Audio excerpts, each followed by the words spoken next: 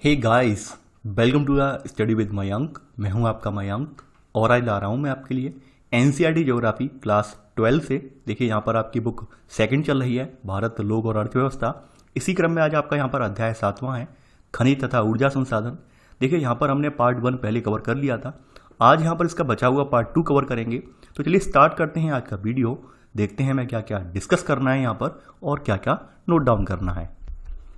देखिए बात कर लेते हैं हम कल पार्ट 1 की। कल आपने पार्ट 1 कवर किया था और पार्ट 1 में जो भी मैंने तथ्य बताए थे वो आपने लिख भी लिए थे, नोट डाउन भी कर लिए थे। तो पार्ट 1 में ही थोड़ा सा हमने कल लास्ट जब पार्ट 1 किया था तो वहाँ पर हमने थोड़ी सी चर्चा की थी कि यहाँ पर जो अधात्विक खनिज हैं, यानी कि आपके एनसीईआरटी में ये यहाँ पर केवल एक खनिज का जिक्र कर दिया है इन्होंने, अभ्रक का, और अभ्रक के बाद डायरेक्ट ये ऊर्जा संसाधन पर आ गए हैं। ठीक इसी प्रकार से इन्होंने क्या किया है एनसीईआरटी वालों ने जो अलौह खनिज हैं, यानी जिन ऐसे खनिज जिनमें लोहा नहीं पाया जाता है, उनमें भी इन्होंने केवल 2 खनिजों का जिक्र कर दिया है, बॉक्साइट का कर दिया है और यहाँ पर इन्होंने तांबा का जिक्र कर दिया है। जबकि मैंने जब रिसर्च की, मैंने कुछ चीज़ें और देखी, तो आपकी जो स्टैंडर्ड बुक हैं, यानी जो आपकी मानक किताबें हैं, जैसे माजिद हुसैन है, महेश वर्डवाल है, दृष्टि पब्लिकेशन की किताबें हैं, तो वहाँ पर क्या है कि वहाँ पर इनके अलावा भी कुछ खनिज और बताए गए हैं और वो खनिज जो है आपके एग्जाम के पॉइंट ऑफ व्यू से भी पूछे गए हैं। तो मुझे लगा कि यहाँ पर इस पोर्शन में कुछ पॉइंट और ऐड करवाने चाहिए, यानी ये ऐसा छुड़वाना पॉइंट जो है ऐसा छुड़वाना सही नहीं रहेगा, क्योंकि आप लोगों को ये पूरी नॉलेज नहीं मिलेगी। तो यहाँ पर हम कुछ पॉइंट और ऐड करवाएंगे। तो आपने जो अलौह खनिज में 2 खनिज कल लिखे थे, यानी आपने सेकंड नंबर पे तांबा लिखा था, तो अब इसी में ही हम आगे बढ़ेंगे। तो आपका इसी में ही आपका जो तीसरा खनिज है वो आपका जो है वो है सोना, या फिर जैसे हम गोल्ड के रूप में जानते हैं। तो सोना ये कहाँ पाया जाता है देश में? देखिए सोना भारत में अगर देखा जाए, भारत में सोना जो पाया जाता है वो धारावाड़ क्रम की जो चट्टानें हैं, तो धारावाड़ क्रम की संरचनाओं में पाया जाता है। और ये खास करके हमारे यहाँ सोना जो है, इसके अलावा धारावाड़ संरचना की सेलें हैं, चट्टानें, उनमें पाया जाता है। इसके अलावा हमारा सोना जो है वो नदियों की जो बालू होती है, यानी नदियों की तली पर रेत वगैरह जो होती है, तो उस रेत में प्लेसर निक्षेप के रूप में पाया जाता है। यानी उस रेत में प्लेसर निक्षेप, आपने ये वर्ड जो था 10th में भी पढ़ा था, प्लेसर निक्षेप का मतलब ये होता है कि भाई जो नदियां वगैरह होती हैं या फिर जो घाटियां वगैरह होती हैं, इनकी तली में जो अवसाद वगैरह होते हैं, तो उन अवसादों में जो भी धातुएं वगैरह, जो भी यहाँ पर जो भी मेटल वगैरह, जो भी खनिज वगैरह मिले होते हैं, तो उन खनिजों को यहाँ पर प्लेसर निक्षेप कहा जाता है। तो ऐसे करके हमारे यहाँ भारत में सोना एक तो धारावाड़ संरचना की सेलों में, और दूसरा जो है नदियों के बालू में प्लेसर निक्षेप के रूप में पाया जाता है। ठीक है, ये आप पॉइंट लिख लेना। अब बात करते हैं भारत में सोना कौन कौन से राज्य में पाया जाता है। देखिए भारत में अगर सोने की बात करें तो भारत में आपका सोना 2 राज्यों में पाया जाता है। पहला तो है यहाँ पे कर्नाटक का नाम आएगा इसमें, ठीक है, और दूसरा यहाँ पर आएगा आंध्रा का। देखिए मैं शॉर्ट में लिखवा दे रहा हूँ आंध्रा, आप पूरा लिख लेना। यहाँ भी आंध्र का मतलब आंध्र प्रदेश का है। तो कर्नाटक में यहाँ पर कर्नाटक में जो जगह है, पहली जगह है वो है कोलार। ठीक है, कोलार के अलावा यहाँ पर एक जगह और आती है, चैंपियन रीफ करके है, तो चैंपियन रीफ में और पाया जाता है। आई होप आप लोग साथ के साथ लिख भी रहे होंगे। ठीक है, कोलार के अलावा चैंपियन रीफ, और यहाँ पर एक रायचूर जिला है, यहाँ पर रायचूर जिले में एक जगह पड़ती है हट्टी नाम की, यानी रायचूर जिले में एक जगह पड़ती है, हट्टी नाम की जगह पड़ती है यहाँ पर, तो हट्टी में और पाया जाता है, हट्टी करके है। ठीक है, अब आंध्र की बात कर लेते हैं। आंध्र में अगर हम देखें तो आंध्र प्रदेश में अनंतपुर है, यानी यहाँ पर आपका जो है अनंतपुर है। ठीक है, इसके अलावा अनंतपुर के अलावा यहाँ पर जो है चित्तूर क्षेत्र है, चित्तूर वाला रीजन है, तो यहाँ पर भी सोना पाया जाता है चित्तूर में। तो ये आंध्र प्रदेश के कुछ क्षेत्र हुए। तो ये तो आपने कर्नाटक आंध्र प्रदेश देख लिया। अब नदियों की बात कर लेते हैं कि किन किन नदियों की जो बालू है वहाँ पर प्लेसर निक्षेप के रूप में सोना पाया जाता है। तो आपके भारत की जो स्वर्ण रेखा नदी है, झारखंड वाली, तो स्वर्ण रेखा नदी की जो बालू है, तो वहाँ पर भी उसमें भी प्लेसर निक्षेप के रूप में सोना पाया जाता है, स्वर्ण रेखा नदी में। ठीक है, स्वर्ण रेखा नदियों, इन नदियों की बालू में भी यहाँ पे सोने के कण पाए जाते हैं। तो स्वर्ण रेखा नदी आपका एक एग्जाम्पल है इसका। तो ये तो हो गई सोने की बात। अब आपके माइंड में दूसरा प्रश्न ये उठ रहा होगा कि क्या वास्तव में सोने का आज प्रोडक्शन हो रहा है हमारे यहाँ? यानी ये तो पाया जाता है, पाया जाना एक अलग बात है, प्रोडक्शन होना यानी उत्पादन होना एक अलग बात है। दोनों पहलू अलग हैं, यानी पाया जाना एक अलग बात है और उत्पादन होना एक अलग बात है। देखिए हमारे यहाँ जो गोल्ड फील्ड वाले जो हैं, यानी कि जो हमारे यहाँ जो बताए गए हैं कि यहाँ पर इनके जो स्टॉक हैं, यहाँ पर इनके जो निक्षेप हैं सोने के, लेकिन उनका जो निष्कर्षण है वो अंग्रेजों के टाइम पर हो चुका है। यानी कि अंग्रेजों के टाइम पर ही आपका जो कर्नाटक वाला जो रीजन था इस खाली कर दिया गया था, और आंध्र वाला जो रीजन था, जैसे यहाँ पर अनंतपुर था, चित्तूर था, ये भी खाली कर दिया गया था। यानी कि अब यहाँ पर है यहाँ पर ऐसा नहीं है, लेकिन उसे निकालने में लागत ज़्यादा आएगी, इसलिए गवर्नमेंट उसे निकलवा नहीं रही है क्योंकि वहाँ पर सोना इतनी ज़्यादा मात्रा में नहीं है, लार्ज स्केल पर नहीं है कि वहाँ पर उससे उनका जो कॉस्ट है वो पूरी निकल आए। जैसे जो कोई भी सोना निकालने के लिए उन्हें जो है पूरी मशीनरी, पूरा तंत्र लगाना पड़ेगा, स्थापित करना पड़ेगा, लेकिन उस हिसाब से वहाँ पर सोना नहीं है, तो इस वजह से गवर्नमेंट उसे निकाल नहीं रही है। तो वर्तमान में हम सोना जो मोस्टली हम सोना क्या कर रहे हैं, आयात कर रहे हैं, यानी बाहर से इंपोर्ट करते हैं, अफ्रीका वगैरह से हमारे यहाँ सोना आता है, ठीक है, यानी हमारे यहाँ सोने का प्रोडक्शन नहीं हो रहा है। तो ये बात अपने माइंड में क्लियर रखना आप लोग। काफ़ी लोग जो होते हैं इस बात को लेकर कंफ्यूज हो जाते हैं। हमेशा चीज़ें ध्यान रखना, स्टॉक होना एक अलग बात है, यानी हमारे यहाँ ये चीज़ें हैं वो अलग बात है, लेकिन हम उनका प्रोडक्शन यानी निकाल नहीं रहे हैं, ये दूसरी बात है। और इंपॉर्टेंट सबसे बड़ी बात यह है कि निकालना, यानी कि निकालेंगे तभी तो उसकी वैल्यू होगी, तभी तो उसका मूल्य मिलेगा हमें। जब हम निकाल ही नहीं रहे हैं तो हमारे यहाँ न निकालने की वजह से उसका कोई मूल्य ही नहीं रह गया। तो ऐसी बात आपकी यहाँ सोने वाली बात कंप्लीट हो गई कि आपने सोने के बारे में पढ़ लिया कि सोना हमारे यहाँ कहाँ पाया जाता है, ठीक है। अब अगली धातु जो है आपकी, ये अगली धातु का जिक्र भी आपकी जो है इसमें किताब में नहीं किया गया है और वो भी बहुत इंपॉर्टेंट है। अगली धातु आपकी जो है वो है चांदी। देखिए यहाँ पर थोड़ा टाइम टेकिंग लगेगा, लेकिन आप लोग आज बोर ना हो, इसलिए मैं यहाँ पर थोड़ा प्रयास ये करूँगा कि आपको समझ में भी आता रहे। तो अगली जो यहाँ पर चौथे नंबर की जो धातु आएगी आपकी अलौह धातु में, ये आ जाएगी आपकी चांदी। तो चांदी की बात कर लेते हैं, चांदी हमारे यहाँ कहाँ पाई जाती है। देखिए चांदी की अगर बात कर लें तो आपकी जो चांदी है ये स्वतंत्र अवस्था में नहीं पाई जाती है, यानी जहाँ भी इसके निक्षेप पाए जाएंगे, जहाँ भी इसके अयस्क पाए जाएंगे, तो वहाँ पर साथ में आपका जस्ता भी होगा, उस जो है अयस्क में जस्ता भी मिला होगा, सीसा भी मिला होगा उसी में ही, और खास करके तांबा भी मिला होगा। यानी कि ये जो चारों चीज़ें हैं वो लगभग एक ही अयस्क में मिलती हैं, एक ही प्रकार के अयस्क में ये चारों चीज़ें पाई जाती हैं। बाद में इन्हें निष्कर्षित करके चांदी अलग कर ली जाती है, जस्ता अलग कर लिया जाता है, सीसा अलग कर लिया जाता है और तांबा अलग कर लिया जाता है, यानी कि मिश्रित अवस्था में पाई जाती हैं। तो पहला पॉइंट यही लिख लेना कि सामान्य तौर पर चांदी, जस्ता, सीसा और तांबे वाले जो है उत्पादक क्षेत्रों में ये मिश्रित रूप से पाए जाते हैं, ठीक है। ये आप लिख लेना आप, सामान्य तौर पर चांदी जो है जस्ता, सीसा और तांबे के वाले उत्पादक क्षेत्रों में मिश्रित रूप से पाई जाती है, ये पहला पॉइंट आप लिख लेना। और बात कर लें अपने यहाँ जो चांदी उत्पादक राज्य हैं, तो उनमें हमारे यहाँ चांदी उत्पादक राज्यों में सेकंड पॉइंट आपका जो है आपका आंध्रा का मतलब आंध्र प्रदेश, मैं शॉर्ट में ही लिखूंगा आंध्रा। इसके अलावा आपका राजस्थान, RAJ लिख दिया मैंने, और आपका झारखंड। तो ये आपके ऐसे राज्य हैं जहाँ पर इनके पर्याप्त भंडार हैं, ठीक है। यानी आप लिख लेना कि इसके आंध्र प्रदेश, राजस्थान एवं झारखंड में चांदी के पर्याप्त भंडार हैं। चांदी के प्रमुख अयस्क कौन कौन से होते हैं, उन प्रमुख अयस्कों की बात कर लेते हैं। देखिए इसके चांदी के अगर अयस्कों की बात करें तो यहाँ पर इसके कुछ 3 अयस्क हैं। जैसे एक तो अयस्क है अर्जेंटाइट नाम का एक अयस्क है। दूसरा अयस्क है अर्जेंटाइट, आपने लिख लिया होगा। इसका दूसरा अयस्क है पायराजाइट। दूसरा अयस्क इसका जो है वो है पायराजाइट करके है। और तीसरा अयस्क इसका जो है हॉर्न सिल्वर करके है। पायराजाइट है और तीसरा अयस्क यहाँ पर जो है हॉर्न सिल्वर है, जिनसे ये प्राप्त किया जाता है, जिससे इसे प्राप्त किया जाता है। तो ये 3 तरह के अयस्क हैं इसके, अर्जेंटाइट, पायराजाइट और हॉर्न सिल्वर, ठीक है। ये नोट कर लिया होगा। अगर वर्तमान में अभी देखें तो भारत में चौथा पॉइंट आपका जो कह रहा है, चौथा पॉइंट ये कह रहा है कि भाई भारत में चांदी का जो सबसे ज़्यादा उत्पादन वर्तमान में हो रहा है वो हो रहा है आपका राजस्थान में। तो चौथे पॉइंट में यही लिख लेना कि भारत में चांदी का सर्वाधिक उत्पादन राजस्थान से होता है। और राजस्थान में कहाँ कहाँ से होता है, तो यहाँ पर राजस्थान में आपकी उदयपुर, यानी जो उदयपुर डिस्ट्रिक्ट है, उदयपुर और चित्तौड़गढ़ जो है, तो उदयपुर और चित्तौड़गढ़ में जो यहाँ पर जस्ता वाली खानें हैं, उन्हीं खानों से चांदी भी निकाली जाती है, ठीक है। उदयगढ़ में आपकी जो चित्तौड़गढ़, यानी लिख लेना उदयपुर और चित्तौड़गढ़ की जस्ता की खानें हैं, तो वो चांदी के उत्पादन के लिए प्रसिद्ध हैं। क्योंकि हमने पहले ही बता दिया है चांदी स्वतंत्र अवस्था में नहीं पाई जाती है, ये जस्ता, सीसा, तांबा इन सब के साथ मिश्रित अवस्था में पाई जाती है। तो आपने ये चांदी के बारे में नोट डाउन कर लिया है, ठीक है। अब अगली जो आपकी अलौह धातु आ जाएगी, अगली धातु आप 5वां पॉइंट यहाँ पर डालेंगे इसी में अलौह धातु में, ये आ जाएगी आपकी यहाँ पर जस्ता, यानी जिसे हम जिंक के रूप में जानते हैं। तो यहाँ पर आप अगला पॉइंट यहाँ पर लिख लेना, यानी आपका 5वां सब पॉइंट है, ये है आपका जिंक, यानी कि जिसे हम जस्ता कहते हैं। अब जस्ते का काम होता क्या है, पहले जस्ते का काम जान लेते हैं कि भाई जस्ता करता क्या है, और जस्ता जो चिल्लाते हैं हम जिंक जिंक, ये होता क्या है। देखिए जिंक का प्रयोग जो है मूलतः मैं बता दे रहा हूँ पहले, ये बाद में लिखवा भी दूंगा। इसका प्रयोग जो किया जाता है जिंक का, वो वास्तव में आपकी जो भी लोहे की जो भी सामान है उसको जंग रोधी बनाने के लिए, यानी उस पर कोई रस्ट ना आए, उस पर कोई जंग ना लगे, तो जंग रोधी बनाने के लिए यानी कि जिंक की उस पर पॉलिश की जाती है। तो जिंक का ये काम है। तो जिंक पाया कहाँ जाता है? ये जिंक जो है आपके खास करके अवसादी जो सेल होते हैं, अवसादी सेलों में ये पाया जाता है। जहाँ भी अवसाद वगैरह होता है, अवसाद जमा होता है, तो उन अवसादी सेलों में ये पाया जाता है। और इसका उपयोग क्या है? लोहे को जंगरोधी बनाना। यानी लिख लेना, उपयोग क्या है इसका? लोहे को जंगरोधी बनाना, ये इसका उपयोग है। ये आप लिख लेना यहाँ पर, लोहे को जंगरोधी बनाना।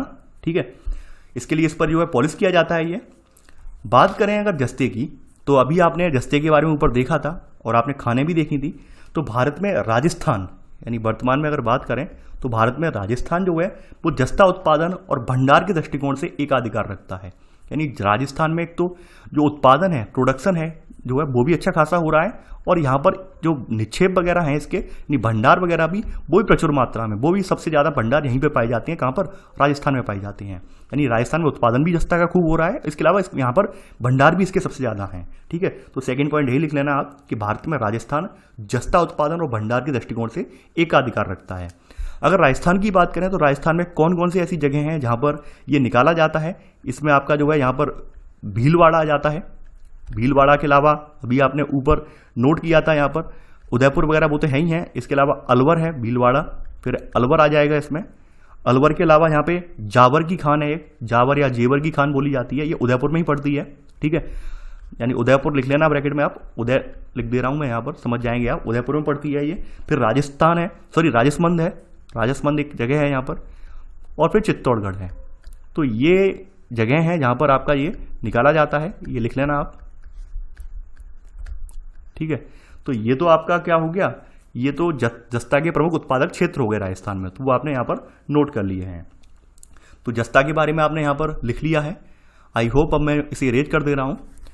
तो आपकी जो पांचवा जो है अलौह धातु, ये जस्ता भी कंप्लीट हो जाती है। अब अगली अलौह धातु पर हम बढ़ते हैं। अगली जो है आपकी आ जाएगी यहाँ पर, वो आ जाएगा सीसा। यानी कि हम यहाँ पे छठी हेडिंग, सब हेडिंग डालेंगे यहाँ पर, वो है आपका सीसा यानी लेड। सीसा की अगर हम बात कर लें, सीसा कहाँ पाया जाता है? तो सीसा भी जो है ये भी यहीं से ही पाया जाता है, जो मैंने पहले ही बता दिया है आपको चांदी वाले पोर्शन में कि ये मिश्रित अवस्था में पाए जाते हैं। और इसका जो मुख्य अयस्क है, यानी सीसा जो जिस अयस्क से प्राप्त किया जाता है उसका नाम है गैलेना। यानी उस अयस्क का नाम है गैलेना, लिख लेना आप यहाँ पर, गैलेना नाम है इसका। ठीक है, यह मुख्यतः गैलेना नामक अयस्क से प्राप्त किया जाता है। और यहाँ पर वही लाइन लिख देना कि भाई ये प्रकृति में मुक्त अवस्था में नहीं पाया जाता है, यानी मिश्रित अवस्था में पाया जाता है। चांदी, जस्ता और यहाँ पर इसके आपके सीसा और ठीक है तांबे के साथ मिश्रित अवस्था में पाया जाता है। ठीक है, देखिए इसकी अगर हम बात करें, आपका सीसा लेड, ये आपका जो प्री कैम्ब्रियन वाला समय है, और प्री कैम्ब्रियन में आपने विंध्यन वाला समय कल आपने देखा था, यानी सबसे प्री कैम्ब्रियन का सबसे लास्ट वाला पोर्शन था आपका, यानी आपने आर्कियन, धारावाड़, कुड़प्पा, उसके बाद विंध्यन वाला आया था। तो विंध्यन सेलों में पाया जाता है, यानी खास करके जो सीसा बना है वो आपका विंध्यन सेलों में जाकर बना है। ठीक है, यानी जो आपकी विंध्यन सेलें हैं, तो उन सेलों के बारे में मैंने कल जिक्र किया था प्री कैम्ब्रियन में। तो लिख लेना, यह प्री कैम्ब्रियन और विंध्यन सेलों में प्रमुख रूप से पाया जाता है, प्री कैम्ब्रियन की विंध्यन सेलों में पाया जाता है। बात कर लें इसकी, देखिए राजस्थान में कहाँ पर सीसा निकाला जाता है, राजस्थान की सबसे पहले बात कर लेते हैं। तो राजस्थान की बात करें तो राजस्थान में सबसे पहले जावर की खान आ जाती है, उदयपुर वाली। इसके अलावा जावर के बाद आ जाता है रामपुरा, एक जगह है। ठीक है, रामपुरा एक जगह है। फिर भीलवाड़ा में एक जगह है, भीलवाड़ा में यहाँ पर आगूचा करके एक जगह है, ये पड़ती है भीलवाड़ा में। आप लिख लेना यहाँ पर आगूचा, ये पड़ती है आपकी भीलवाड़ा में, ब्रैकेट में यहाँ पे भीलवाड़ा लिख लेना। ठीक है, इसके अलावा देखिए सीसा जो है आपका छत्तीसगढ़ में भी निकलता है।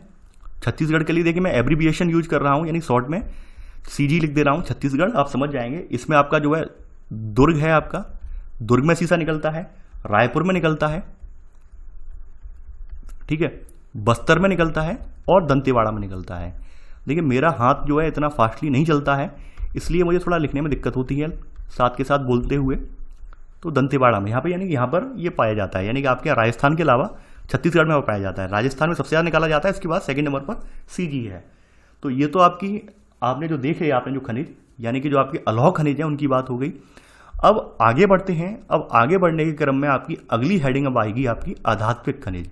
ऐसे खनिज जिनमें धातुओं का गुण नहीं होता है या फिर धात्विक नहीं होते हैं, वो आपके अधात्विक खनिज होते हैं। तो इनमें बताया गया है कि हमारे भारत में अगर देखा जाए तो भारत में आधात्मिक खनिजों में अभ्रक सबसे ज़्यादा महत्वपूर्ण है आपके यहाँ। इसके अलावा चूना पत्थर, डोलोमाइट, फॉस्फेट ये भी निकाले जाते हैं। तो सबसे पहले स्टार्टिंग हमारी यहाँ पर अभ्रक से ही करेंगे। आपकी पहली हेडिंग आप डालेंगे यहाँ पर अभ्रक। अभ्रक का यूज क्या होता है, अभ्रक कहाँ पर यूज होता है, पहले ये जान लीजिए। देखिए अभ्रक जो होता है वो हीट रेजिस्टेंट होता है, यानी जो है गर्मी वगैरह जो होती है, जो ताप वगैरह होता है, ताप रोधी होता है। तो खास करके जो विद्युत उपकरण वगैरह होते हैं तो वहाँ पर इसको चादर के रूप में लगाया जाता है। जैसे ट्रांसफार्मर वगैरह हुआ, उसके बगल में पत्ती के बगल में लगा दिया कि भाई हीट ना पकड़े पत्ती, ठीक है, कॉइल जल ना जाए, इसके लिए लगा दिया।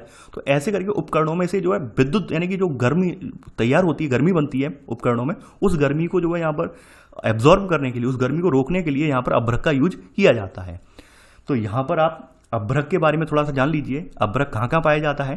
पहली बात यहाँ पर पहला पॉइंट यहाँ लिख लेना। देखिए ये जो आपका अभ्रक बना है ये आपका आग्नेय, और आग्नेय के अलावा यहाँ पर कायांतरित चट्टानें जो हैं, तो आग्नेय चट्टानों में बना है ये, यानी आग से बनने वाली चट्टानें जो है, लावा से बनने वाली चट्टानें हैं। और उसके बाद आग्नेय के बाद जो कायांतरित हो गई चट्टानें समय के साथ साथ, तो इन चट्टानों में ये बना है। तो आप यहाँ पर लिख लेना, यहाँ पर इसमें पहला पॉइंट कि यह आग्नेय तथा कायांतरित चट्टानों की परतों में पाया जाता है। ठीक है, इसी में सब पॉइंट, पहले का सब पॉइंट, इसका उपयोग मुख्यतः विद्युत एवं इलेक्ट्रॉनिक्स उद्योगों में गर्मी की कुचालकता का मतलब आप जान रहे होंगे, कुचल देना, ठीक है, उद्योग में गर्मी की कुचालकता के कारण प्रयोग किया जाता है। यानी कि ये क्या करता है कि जो भी उपकरण होते हैं उनमें हीट रेजिस्टेंट के तौर पर ये काम करता है, कॉइल वगैरह के साथ में लगाया जाता है वहां पर। ठीक है, ये आपने नोट कर लिया होगा। आगे बढ़ते हैं, अब पहले का सेकंड सब पॉइंट यहाँ पे नोट करेंगे आप। अगर हम बात करें, यानी कि यहाँ पर आपका अभ्रक की बात करें, तो विश्व में अभ्रक का, यानी विश्व भर में अभ्रक का 80% जो है वो आपके भारत में है। ठीक है, यानी विश्व में अभ्रक का उत्पादन, यानी अभ्रक का लगभग 80% उत्पादन भारत में होता है। यानी इसका 80% उत्पादन जो समूचे विश्व में हमारे भारत में ही हो रहा है, यानी सबसे ज़्यादा उत्पादन हमारे यहाँ ही हो रहा है अभ्रक में। ठीक है, तो आप सब पॉइंट पे लिख लेना। भारत में बात करें अभ्रक की, तो भारत में अभ्रक जो है आपका वो मुख्यतः आपका झारखंड, आंध्र प्रदेश, तेलंगाना, राजस्थान में पाया जाता है। इसके अलावा यहाँ पर तमिलनाडु, पश्चिम बंगाल और एमपी भी आते हैं इसमें। सेकंड का सब पॉइंट, झारखंड की बात करें तो झारखंड में आपका कहाँ पर है, हजारीबाग पठार में, झारखंड में हजारीबाग पठार। इसके अलावा आंध्र प्रदेश में बात करें तो आंध्र प्रदेश में नेल्लौर जिले में। ठीक है, राजस्थान में अभ्रक की पेटी की अगर बात करें, राजस्थान में अभ्रक की पेटी की बात करें तो ये जो है जयपुर से लेकर भीलवाड़ा और उदयपुर के आसपास विस्तृत है, ये लिख लेना इसी में सब पॉइंट। ठीक है, इसके अलावा कर्नाटक वगैरह में अगर हम पहुंचे, यही सेकंड सब पॉइंट है आपका, सेकंड सब पॉइंट, तो कर्नाटक के मैसूर और हासन जिले में, तमिलनाडु के कोयम्बटूर, तिरुचिरापल्ली में, मदुरई में और कन्याकुमारी जिले में। इसके अलावा महाराष्ट्र के रत्नागिरी में, वेस्ट बंगाल के पुरुलिया और बांकुड़ा जिलों में भी यहाँ पर अभ्रक के निक्षेप पाए जाते हैं। तो ये आपका अभ्रक कंप्लीट हो जाएगा। अब अभ्रक के बाद अगली बात हम जो करेंगे वो हम करेंगे चूना पत्थर, यानी कि जिसे हम लाइम स्टोन कहते हैं। तो यहाँ पर जगह है, तो और यहीं पर जगह के अनुरूप मैं यहाँ पर निकाल ले रहा हूँ। तो यहाँ पर अगला जो आपका इसी में आएगी, जो हेडिंग आपकी आएगी, ये आएगी चूना पत्थर की, जिसे हम लाइम स्टोन के नाम से जानते हैं। ठीक है, चूना पत्थर, तो हेडिंग आप डाल लेना चूना पत्थर के बारे में। इसे क्या कहते हैं हम, लाइम स्टोन कहते हैं। ठीक है, तो लाइम स्टोन की हम थोड़ी बात कर लेते हैं, चूना पत्थर की।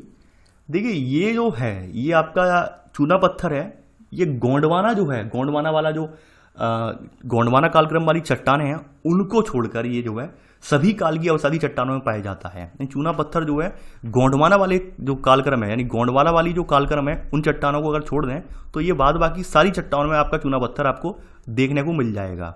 ठीक है, ये मैं नहीं कह रहा हूँ, स्टैंडर्ड बुक बोल रही है। तो पहला पॉइंट यही लिख लेना, यह गोंडवाना को छोड़कर सभी काल की अवसादी चट्टानों में पाया जाता है। यानी चूना पत्थर कहाँ मिलेगा, ये आपका जो आपकी अवसादी चट्टानें हैं, ठीक है, तो अवसादी चट्टानों में ये मिलेगा। ठीक है, देखिए अगर बात कर लें इसकी यहाँ पर चूना पत्थर की, तो चूना पत्थर आपका जो है आपका कुड़प्पा, जो आपने कल पढ़ा था प्री कैम्ब्रियन में, कुड़प्पा और विंध्यन, यहाँ पे कुड़प्पा के साथ साथ क्या आ जाएगा, विंध्यन। तो इन कालक्रम में ये बना हुआ है। अगर देखा जाए तो मोस्टली इसका निर्माण कुड़प्पा और विंध्यन में हुआ है, लेकिन वर्तमान में ये सभी में लगभग पाया जाता है, गोंडवाना को छोड़कर। गोंडवाना वाले में क्यों नहीं पाया जाता, क्योंकि गोंडवाना वाला जो है कालक्रम या गोंडवाना वाली संरचनाएं जो है उसमें मोस्टली जो है यहाँ पर आपको कोयला देखने को मिलेगा। अभी हम आगे पढ़ेंगे कोयले के बारे में अभी, तो इसलिए गोंडवाना में नहीं पाया जाता है, जबकि बाद बाकी सभी में पाया जाता है। और मेजरली इसका जो विकास हुआ है वो कुड़प्पा और विंध्यन में हुआ है। ठीक है, यहाँ पे लिख लेना, ये मुख्यतः कुड़प्पा और विंध्यन सेल समूहों में पाए जाते हैं। वर्तमान में अगर बात कर रहे हैं भारत में अगर इसके उत्पादन की बात करें, यानी आपका जो लाइमस्टोन है जिसे हम चूना पत्थर कहते हैं, तो भारत में आंध्रा यानी कि जिसे हम आंध्र प्रदेश कहते हैं, तो आंध्र प्रदेश में सबसे ज़्यादा इसका जो है यहाँ पर उत्पादन होता है।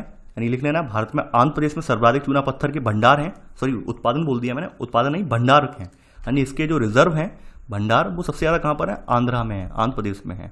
ठीक है, तो लिख लेना भारत में आंध्र प्रदेश में सर्वाधिक चूना पत्थर के भंडार हैं। इसके अलावा चूना पत्थर कहाँ कहाँ पाया जाता है उसको सब पॉइंट करके आप लिख लेना, तो यहाँ पर मैं शॉर्ट में लिखवाते जा रहा हूँ। इसके अलावा आपका राजस्थान है RJ, कर्नाटक है, ठीक है KR लिख दे रहा हूँ यहाँ पे कर्नाटक, फिर MP आ जाएगा, ठीक है, गुजरात आ जाएगा GJ, ठीक है गुजरात। इसके अलावा यहाँ पे उड़ीसा, ठीक है, उड़ीसा के अलावा यहाँ पर CG छत्तीसगढ़, ठीक है, फिर तमिलनाडु TN, समझ गए होंगे आप, राजस्थान, कर्नाटक, MP, गुजरात, उड़ीसा, छत्तीसगढ़, तमिलनाडु, ठीक है। तो ये अन्य उत्पादित केंद्र हैं, ठीक है, राजस्थान ये सब ये क्या है, अन्य उत्पादित केंद्र हैं। तो आपने यहाँ पर अपने यहाँ ये भी देख लिया कि चूना पत्थर हमारे यहाँ कहाँ पाया जाता है, सबसे ज़्यादा भंडार कहाँ है, वो आंध्रा में है, आंध्र प्रदेश में है, ठीक है। और ये कौन सी चट्टानों से मेनली बिलोंग करता है, कौन से सेल समूह से बिलोंग करता है, कौन से सेल क्रम वाले समूह से बिलोंग करता है, तो कुड़प्पा और विंध्यन वाली से बिलोंग करता है। कहाँ पर नहीं पाया जाता है, तो गोंडवाना वाली जो सेल क्रम है वहाँ पर ये नहीं पाया जाता है, ये भी आपने देख लिया है। तो ये तो बात होगी चूना पत्थर की। अब अगला वाला यहाँ पे बात करेंगे, अगली बात करेंगे, यहाँ पर थोड़ा इरेज कर देता हूँ मैं यहाँ पर, सॉरी। तो अगली जो बात होगी वो हीरा की होगी। तो अगली थर्ड हेडिंग आप यहाँ पर अब डाल देंगे हीरा की, यानी आपकी थर्ड हेडिंग जो पड़ेगी यहाँ पर, थर्ड सब हेडिंग आप डाल देना, यानी कि ये है आपकी हीरा की। देखिए देखा जाए हमारे देश को सोने की चिड़िया यूं ही नहीं कहते थे, हमारे यहाँ लगभग सभी चीज़ें मिलती थी, यानी हमारे यहाँ लगभग सभी चीज़ें उपलब्ध थी, इसीलिए इसे सोने की चिड़िया कहा जाता था। तो यहाँ पर अब हीरे की बात होती है। तो हीरा के बारे में आप जानते होंगे कि हीरा जो है कार्बन का सबसे शुद्ध अपरूप है, यानी अपरूप आप जानते हैं। और ये बनता क्यों है, इसकी अगर हम बात करें, यानी हीरे की बात करें, तो हीरा का निर्माण जो होता है वो पृथ्वी की आंतरिक परतें जो होती हैं उनमें अत्यधिक ताप और दाब के प्रभाव से इसका निर्माण होता है। अगर वर्तमान में बात करें हीरा कहाँ कहाँ पाया जाता है, तो MP में जो पन्ना की खानें हैं, यानी मध्य प्रदेश में पन्ना की खानें वो हीरे के लिए महत्वपूर्ण थी। इसके अलावा आंध्रा की बात करें, आंध्र में आपका जो है गोलकुंडा है, ठीक है, जहाँ से हीरा निकाला जाता था उसमें आपका गोलकुंडा, ठीक है। इसके अलावा CG में छत्तीसगढ़ में अगर देखें, छत्तीसगढ़ में अगर इसका हीरा का देखें तो यहाँ पर रायपुर है, ठीक है, फिर गरियाबंद है, ठीक है, रायपुर और गरियाबंद। तो ये आपका हीरा वाला हो गया। अब देखिए यहाँ पर भी वही झोल है, जैसे सोने में था, यहाँ पर उत्पादन नहीं हो रहा है, यानी यहाँ पर पाया जाता था, वर्तमान में यहाँ पर भंडार खाली हो चुके हैं। यहाँ पर ये पाया जाता था, हमारे भारत में निकलता था हीरा, लेकिन वर्तमान में भंडार खाली हो चुके हैं, ये ध्यान रखना है आपको, ठीक है। तो अगर आपसे पूछा जाए हमारे यहाँ हीरा कहाँ कहाँ पाया जाता था, आप बता देंगे मध्य प्रदेश में जो पन्ना की खानें हैं, आंध्र प्रदेश में गोलकुंडा, छत्तीसगढ़ में रायपुर और गरियाबंद, यहाँ पर हीरा जो है हमारे यहाँ पाया जाता था, ठीक है। तो हीरे के बारे में आपने लिख लिया होगा, ऊपर जो मैंने बताया था कैसे निर्माण हुआ वो भी लिख लिया होगा प्रक्रिया आपने। अब अगली यहाँ पर हेडिंग आपकी जो पड़ेगी, इसे इरेज कर देते हैं। अगली हेडिंग आपकी जो है यहाँ पर, अगली हेडिंग के रूप में अब आप डालेंगे यहाँ पर, यानी चौथी हेडिंग आपकी जो है ग्रेफाइट। वैसे ग्रेफाइट के बारे में आप पढ़ चुके हैं पहले से, क्लास 11th में जो मैंने पढ़ाया था वहाँ पे कवर कर चुके हैं, ग्रेफाइट का निर्माण कैसे होता है, किन किन चट्टानों के प्रभाव से होता है, वो वहाँ पर आप लिख चुके हैं। तो ग्रेफाइट चट्टानें अगर हम देखा जाए, ये आग्नेय और रूपांतरित यानी कायांतरित चट्टानों में पाई जाता है ये, यानी यहाँ ये कहाँ कहाँ पाया जा रहा है, ये आपकी जो आग्नेय प्रवृत्ति की चट्टानें हैं आग्नेय में पाया जाता है, और इसके अलावा जो कायांतरित चट्टानें हैं कायांतरित में पाया जाता है, काया लिख दे रहा हूँ मैं, समझ जाएंगे आप, ठीक है। अब देखिए इसे जो है ग्रेफाइट को हम क्रिस्टली कार्बन भी कहते हैं, यानी कि ये कार्बन, यानी कि जो ये कोयले का ही ये अपरूप है, क्रिस्टली कार्बन भी कहा जाता है इसे, क्रिस्टली कार्बन। इसके अलावा इसे क्रिस्टली कार्बन के अलावा इसे जो कहा जाता है वो कहा जाता है ब्लैक लेड, यानी इसका अगला नाम जो है वो ब्लैक लेड भी कहा जाता है इसे, ग्रेफाइट को ब्लैक लेड भी इसे कहा जाता है। और ये भी एक कार्बन का अपरूप है, ये बात आप जानते हैं। ये वर्तमान में कहाँ कहाँ पाया जाता है वो भी मैं बता दे रहा हूँ आपको। अगर तमिलनाडु की बात करें तो तमिलनाडु में आपका मदुरै वाला रीजन है, मदुरै वाला क्षेत्र है। इसके अलावा आपका झारखंड की बात करें, झारखंड की अगर हम बात करें तो यहाँ पर लातेहार है, झारखंड में एक जगह है लातेहार, और पलामू दूसरी जगह है यहाँ पे पलामू, यहाँ पर ग्रेफाइट के भंडार हैं लातेहार, और सेकंड जगह है पलामू, ठीक है, झारखंड में। उड़ीसा की अगर हम बात करें, यानी जो आपका उड़ीसा वाला रीजन है यहाँ पर बात करें तो यहाँ पर कालाहांडी है यहाँ पर। इसके अलावा यहाँ पे कालाहांडी के अलावा बालंगीर है, गंजाम है, ये सब डिस्ट्रिक्ट यहीं पे पड़ते हैं, बालंगीर है। इसके अलावा एक डिस्ट्रिक्ट और है उड़ीसा का, गंजाम बोलते हैं जैसे, या गंजाम या गंजम डिस्ट्रिक्ट बोलते हैं, ठीक है, गंजाम, और कोटापुर। तो ये क्या है, ये उड़ीसा में जगह है जहाँ से आपका ग्रेफाइट के भंडार हैं, ठीक है, कोटापुर। राजस्थान की अगर बात करें, राजस्थान में भी ये पाया जाता है, आरजे लिख दे रहा हूँ। राजस्थान में आपका जयपुर वाला रीजन है, अजमेर वाला रीजन है, ठीक है, अजमेर के अलावा आपका अलवर वाला रीजन है, ठीक है। इसमें बांसवाड़ा भी आ जाता है, यहाँ पर राजस्थान का बांसवाड़ा भी आ जाता है। तो ये यहाँ पर राजस्थान में भंडार है।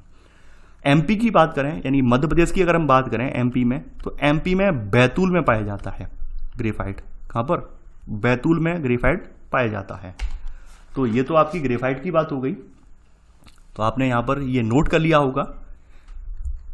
अब देखिए मैं इसे इरेज कर दे रहा हूँ, आप लोग अगर नहीं लिख पा रहे हो तो आप वीडियो पॉज कर देना, पॉज करके तब नोट डाउन कर लेना। तो आई होप आप लोग अच्छे से समझ में भी आ रहा होगा, क्योंकि मैं कोई भी तथ्य जो है कोशिश यही कर रहा हूँ कोई भी तथ्य छूटे ना और आपको जो है पूरा यहाँ पर नोट भी हो जाए। अब अगला यहाँ पर हम बात करते हैं पाँचवा अल्होआ अयस्क की। पाँचवा आपका जो आ जाएगा जिप्सम।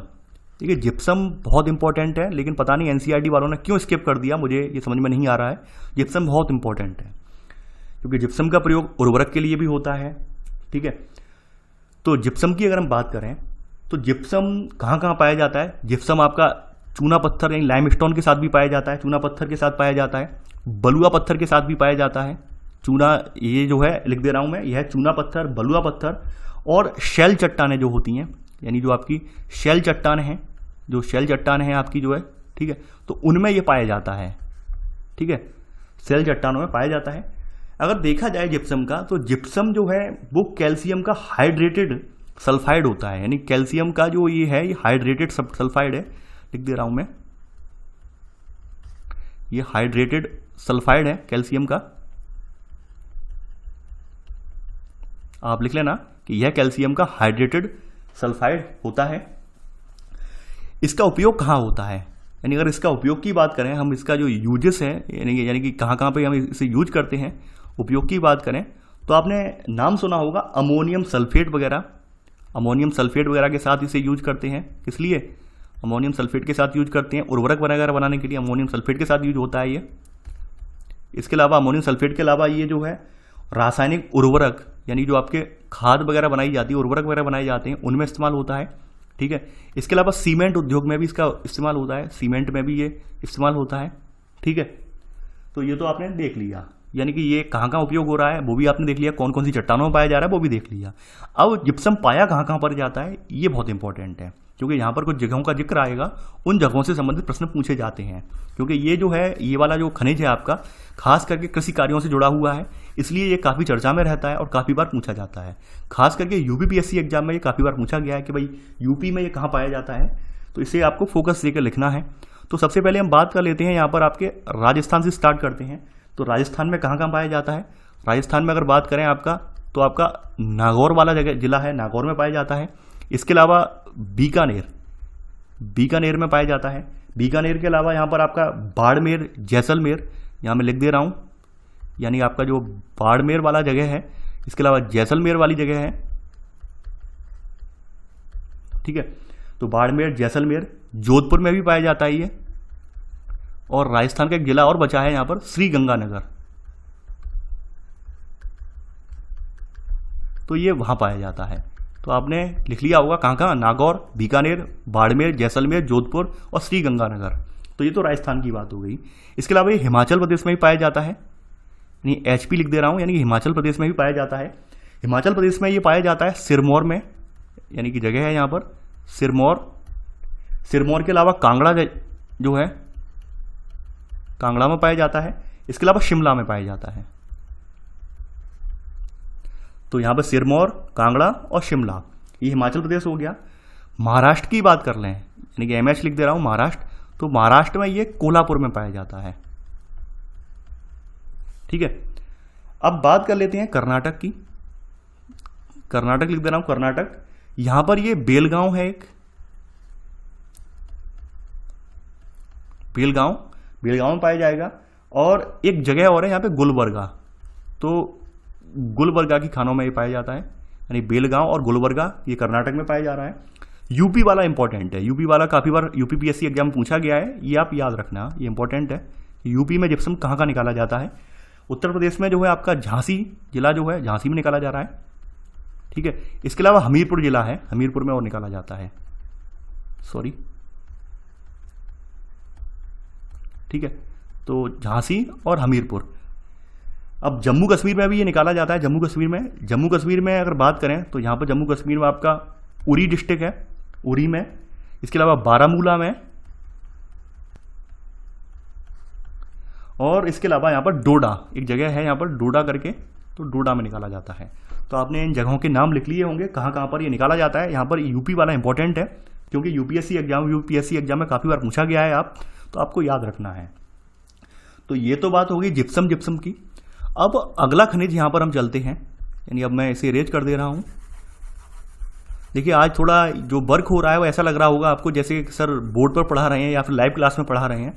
तो आज मेरे साथ प्रॉब्लम यही थी कि मुझे ये देखना पड़ा कि आपके बहुत सारे यहाँ पर जो है आंकड़े जो है मिसिंग हैं। NCERT वालों ने अपना पूरा काम पूरे ढंग से नहीं किया है, तो मुझे यहाँ पर लिखवाने पड़ रहे हैं आंकड़े। और लिखवाने का उद्देश्य यही है कि आपको जो है जो एग्जाम में आया हुआ है वो सारी नॉलेज आपको मिल जाए यहाँ पर। अब देखिए, अगला यहाँ पर खनिज आपका जो आएगा वो डोलोमाइट आएगा। डोलोमाइट का जिक्र अभी आपका ऊपर किया गया था इसमें, तो अगला वाला आएगा डोलोमाइट।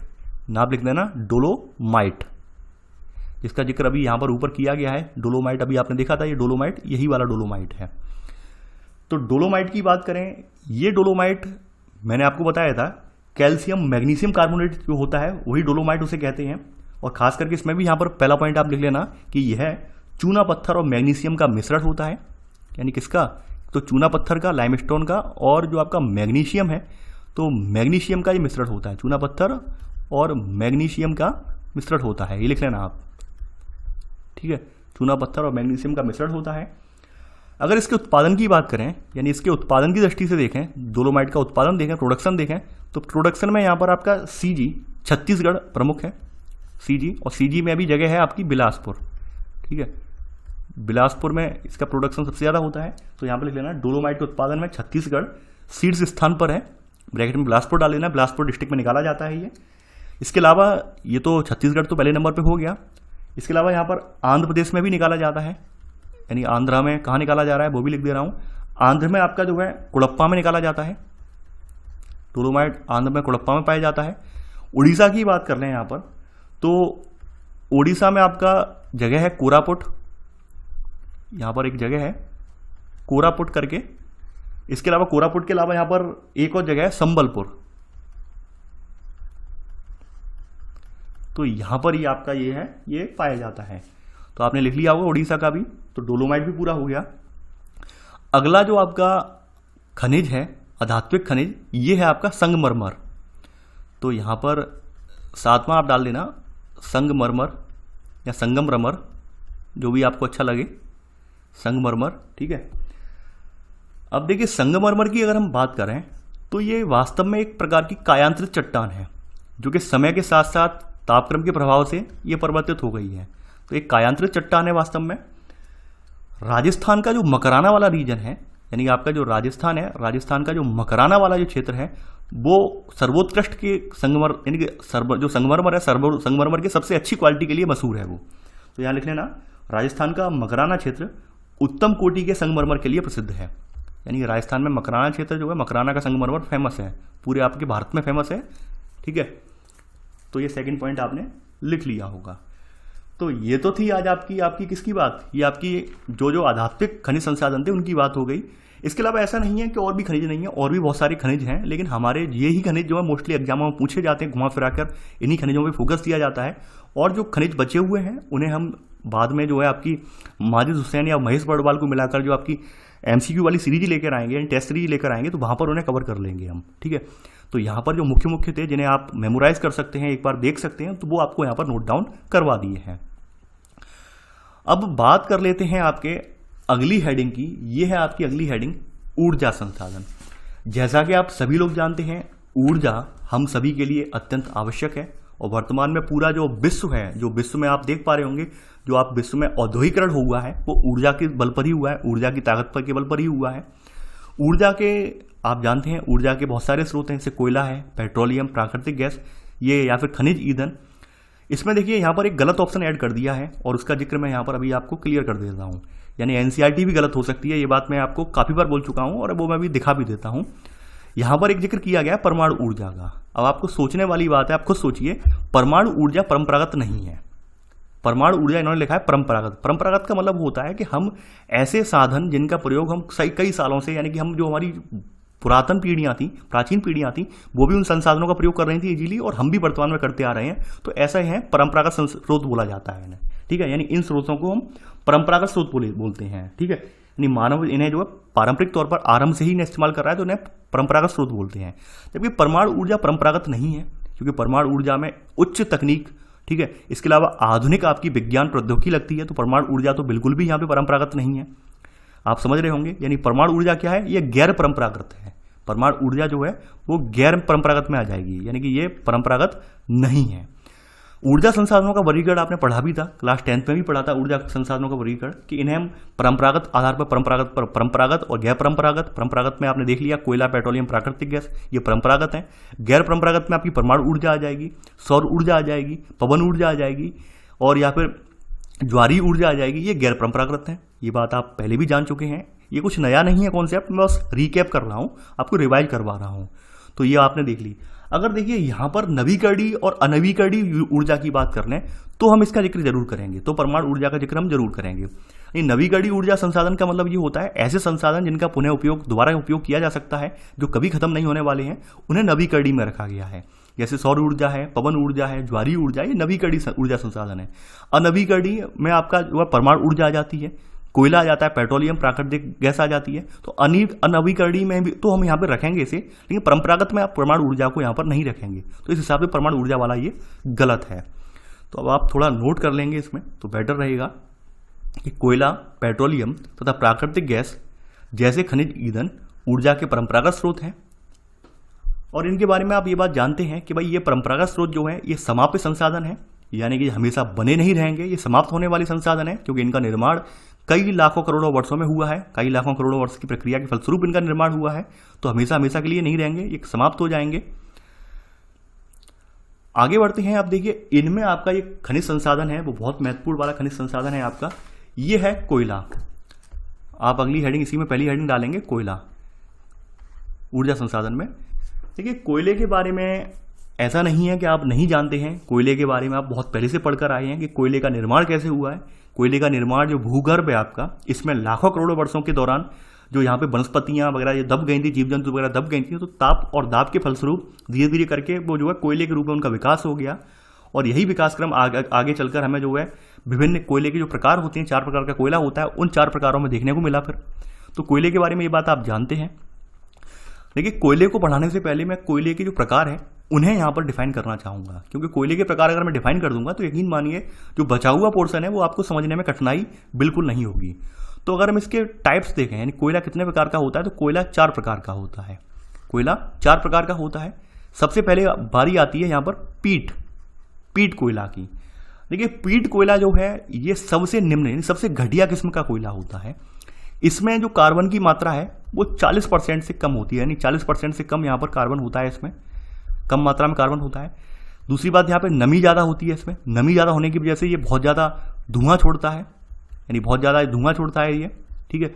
तो ये जो है सबसे घटिया पीट जो है, यानी इसमें कार्बन जो है 40% से कम पाया जाता है, और इसमें सबसे ज़्यादा जो है नमी की मात्रा बहुत ज़्यादा पाई जाती है, ठीक है। इसी वजह से यहाँ पर क्या होता है, दहन अगर हम करते हैं तो दहन करने से क्या होता है, बहुत ज़्यादा धुआं निकलता है। तो ये जो है जो आपका पीट कोयला है, ये पीट कोयला यहाँ पर आपकी जो कोयला निर्माण की प्रथम अवस्था को दिखा रहा है। प्रथम अवस्था का मतलब क्या है कि भाई ये हाल का ही दबा हुआ कोयला है, हाल का दबा होने की वजह से ये पूरी तरह से संपीड़ित नहीं हो पाया, संपीड़ित ना हो पाने की वजह से कठोर नहीं हो पाया है अभी ये। तो ये पीट कोयला प्रथम अवस्था को दर्शाता है वास्तव में। तो पीट के बाद सेकंड नंबर पर आपका जो कोयला आता है वो आता है लिग्नाइट कोयला, यानी इसका भी जिक्र मैं कर दे रहा हूँ, ये आता है लिग्नाइट। तो लिग्नाइट जो है ये पीट से थोड़ा अच्छा होता है, लेकिन इसके ऊपर वाले कोयले उनसे निम्न होता है, यानी कि निम्न कोटि का कोयला होता है, निम्न गुणवत्ता वाला कोयला होता है। इसको लिग्नाइट वाले कोयले को हम भूरा कोयला भी कहते हैं, यानी भूरे रंग का कोयला होता है ये, तो ये इसे भूरा कोयला भी कहा जाता है इसे। अब बात कर लेते हैं भूरा कोयला जो हमने कह दिया है, इसमें कितनी कितनी मात्रा होती है। देखिए इसमें कार्बन की अगर मात्रा देखें, इसमें कार्बन की अगर मात्रा देखें तो 40 से लेकर 55% कार्बन इसमें पाया जाता है, यानी कार्बन कितना है 40 से लेकर 55% इसमें कार्बन पाया जाता है। आपके भारत में अगर लिग्नाइट कोयले की बात करें तो भारत में आपका जो तमिलनाडु राज्य है, तमिलनाडु राज्य में आपका जो आपका नवेली वगैरह जो कि भंडार है वो आपके जो है नवेली वगैरह वाला क्षेत्र है, नेवेली वगैरह वाला क्षेत्र है, वहाँ पर आपका जो है आपका लिग्नाइट किस्म का कोयला निकाला जाता है तमिलनाडु से। इसके अलावा तमिलनाडु के अलावा आपका पश्चिमी राजस्थान का कुछ क्षेत्र है, केरल, गुजरात, जम्मू कश्मीर के कुछ क्षेत्र हैं जहाँ पर आपका लिग्नाइट किस्म का कोयला पाया जाता है। तीसरा कोयला आपका जो आएगा ये आएगा आपका बिटुमिनस, यानी कि ये जो कोयला है आपका बिटुमिनस है, और बिटुमिनस कोयला जो है आपके भारत में सर्वाधिक पाया जाता है। यहाँ पर लिखा भी है कि आपके देश में जो जितना कोयले के निक्षेप है उनमें 80% किसका है, बिटुमिनस प्रकार का है। बिटुमिनस की बात आगे हम अभी करेंगे डिटेल में, लेकिन यहाँ पे बिटुमिनस को पहले जान लेते हैं। तो ये बिटुमिनस एक मध्यम श्रेणी का कोयला है, लेकिन लिग्नाइट से अच्छा है, लिग्नाइट कोयले की तुलना में काफ़ी अच्छा है। और भारत में जो मोस्टली कोयला पाया जाता है वो बिटुमिनस प्रकार का ही है। तो बिटुमिनस जो कोयला है वास्तव में इसका विकास जो हुआ है जो आपका गोंडवाना कालक्रम है, ठीक है, तो गोंडवाना जो कालक्रम है उसी कालक्रम में आपका बिटुमिनस कोयला बना है। ये बात आप जान लीजिए। अभी हम लिखेंगे बिटुमिनस के बारे में और कहाँ कहाँ पे वितरित है वो भी हम देख लेंगे। वर्तमान में यहाँ पे आपकी एनसीईआरटी कह रही है कि 80% से ज़्यादा कोयला देश का जो कोयला है वो आपका बिटुमिनस प्रकार का ही है। कहीं किताबों में आपको 90% से ज़्यादा दिख जाएगा, लेकिन हम 80% को प्रमाणिक मान के चल रहे हैं क्योंकि एनसीईआरटी ने लिखा है ये। तो ये तो बिटुमिनस की बात हो गई। एक चौथा प्रकार और होता है कोयले का, ये होता है एंथ्रेसाइट, यानी कि ये जो है सर्वोत्कृष्ट कोयला बोला जाता है एंथ्रेसाइट। एंथ्रेसाइट में जो है कार्बन की मात्रा ज़्यादा होती है, यानी कि यहाँ पर कार्बन जो है 80 से 95% कार्बन इसमें पाया जाता है एंथ्रेसाइट में, और ये उच्च गुणवत्ता वाला कोयला होता है कहा जाए तो। भारत में अगर एंथ्रेसाइट प्रकार का जो कोयला है तो एंथ्रेसाइट प्रकार का कोयला केवल और केवल आपका जम्मू कश्मीर का एक इलाका है जिसका नाम है रियासी क्षेत्र। तो यहाँ पर जम्मू कश्मीर का एक क्षेत्र है रियासी क्षेत्र करके, तो वहाँ पर ही केवल एंथ्रेसाइट कोयला पाया जाता है और समूचे भारत में कहीं भी नहीं पाया जाता है, यानी एंथ्रेसाइट केवल और केवल जम्मू कश्मीर में मिलता है आपका, ठीक है। तो ये तो आपके कोयले के प्रकार हो गए, आपने कोयले के प्रकार समझ लिए, देख लिए, और आई होप अगर इसमें से कोई अभ्यर्थी ऐसा हो जिसने साइंस नहीं पढ़ी हो तो वो लिख भी सकता है। मैं बताने का मेरा फर्ज इसलिए था क्योंकि यहाँ पे बार बार जिक्र आएगा लिग्नाइट क्या है, बिटुमिनस क्या है, तो आप बाद में कमेंट करोगे सर ये आपने स्किप कर दिया, ये बताया नहीं, तो इसलिए मैंने पूरी भूमिका क्लियर कर दी कि भाई ये है क्या, कोयला कितने प्रकार का होता है, कैसे कैसे बना है, पहली अवस्था कौन सी है, दूसरी अवस्था कौन सी है, अंतिम अवस्था कौन सी है, तो वो आपने यहाँ पर देख ली। यानी एंथ्रेसाइट वाली अवस्था अंतिम, यानी जितना पुराना होगा कोयला उतना ही ज़्यादा उसमें सुदृढ़ता होगी, ठीक है। अब देखिए बिटुमिनस में भी दो प्रकार होते हैं। बिटुमिनस में एक कोकिंग कोक होता है और एक नॉन कोकिंग कोक होता है। कोकिंग कोक और नॉन कोकिंग कोक का मतलब क्या है? कोकिंग कोक वाला जो कोयला होता है बिटुमिनस में, तो उसका इस्तेमाल जो है खास करके आपके धातु परिशोधन में किया जाता है। यानी जो आपकी धातुएं वगैरह हैं, लोहा वगैरह प्रगलन होता है, लोहे को पिघलाया जाता है या फिर अन्य धातुएं पिघलाई जाती हैं, तो उन धातुओं के साथ में कोकिंग कोक मिलाया जाता है, जिससे क्या होता है लोहे का परिशोधन हो जाता है, लोहे में मौजूद अशुद्धियां दूर हो जाती हैं पिघलाने के फलस्वरूप। लेकिन हमारे यहाँ जो कोयला उपलब्ध है वो आपका गैर कोकिंग वाला है, यानी हमारे यहाँ जो कोयला है वो गैर कोकिंग वाला है, यानी हमारे यहाँ का कोयला धातु परिशोधन में इस्तेमाल नहीं हो पाता है। इसलिए हम लोग ये करते हैं कि हम लोग बाहर से यानी अन्य देशों से कोकिंग कोक का जो है आयात करते हैं, यानी कोकिंग कोल जैसे हम बोलते हैं, उसका हमें बाहर के देशों से आयात करना पड़ता है। कोकिंग कोक का हमें जो है बाहर के देशों से आयात करना पड़ता है। और हाल में ही एक रिपोर्ट आई थी, रिपोर्ट ने ये बताया था कि 2025 तक हमारे देश में सबसे ज़्यादा आयात जो है कोकिंग कोक का बढ़ जाएगा, लगभग बताया था कितना % बढ़ जाएगा वो भी लिखा था इसमें। तो कोकिंग कोक हमारे यहाँ नहीं पाया जाता है। कोकिंग कोक जो है वो बिटुमिनस से ही निकला हुआ है, बिटुमिनस में ही एक प्रकार है, ठीक है। तो हमारे यहाँ बिटुमिनस में गैर कोकिंग कोक पाया जाता है। यानी कोकिंग कोक का मतलब ये है कि ऐसा कोयला जो धातु परिशोधन में काम आता है वो कोकिंग कोक में रख दिया गया है बिटुमिनस से ही, ठीक है। तो हमारे यहाँ कोकिंग कोक नहीं है, तो वो अभी हम लिखेंगे यहाँ पर। तो अब यहाँ पर कुछ पॉइंट लिख लीजिए। कोयला तो आपने लिख लिया, कोयले के प्रकार देख लिए। तो कोयले के प्रकार आप देखिए, कुछ चीज़ें जो हैं ऐसा नहीं है कि जैसे मैं लिखवा दूं कि सर ने पहला पॉइंट लिखवाया तो पहला पॉइंट ये हो गया, दूसरा ये हो गया। कुछ चीज़ें जैसे मैं एक्स्ट्रा नॉलेज के तौर पे बताता हूं तो आप अपने हिसाब से एडजस्ट कर लिया कीजिए। आप मेरा वेट मत किया कीजिए सर यहाँ पे पॉइंट डलवाएंगे ये करेंगे, आप मेरा वेट मत किया कीजिए। जैसे कोयले के प्रकार बताए तो कोयले के प्रकार में आप साइड में लिख लेते कोयले के प्रकार, जिसने नहीं पढ़े हैं तो आप लिख लेते वहाँ पर। अब कोयला की बात कर लें तो कोयला का अगर मुख्य उपयोग अगर देखें तो ताप विद्युत गृह हैं यानी कि देश में जितने थर्मल पावर प्लांट हैं, थर्मल पावर प्लांट का जिक्र आपने सुना होगा कि हमारे यहाँ जितनी जो विद्युत बन रही है थर्मल पावर प्लांट हैं तो उनमें 65% से एवं जो विद्युत है हमारी वो कोयले से ही बन रही है। ये 65% से ज़्यादा जो हमारी बिजली उत्पादन होता है वो आपके कोयले के द्वारा ही होता है। कोयले को वहाँ पर भट्टियों में झोंक दिया जाता है, उसके जरिए जो पानी को बॉयल किया जाता है और उसके भाप से टरबाइन को घुमाया जाता है। तो ऐसे करके थर्मल पावर प्लांट बोले जाते हैं ये, ठीक है।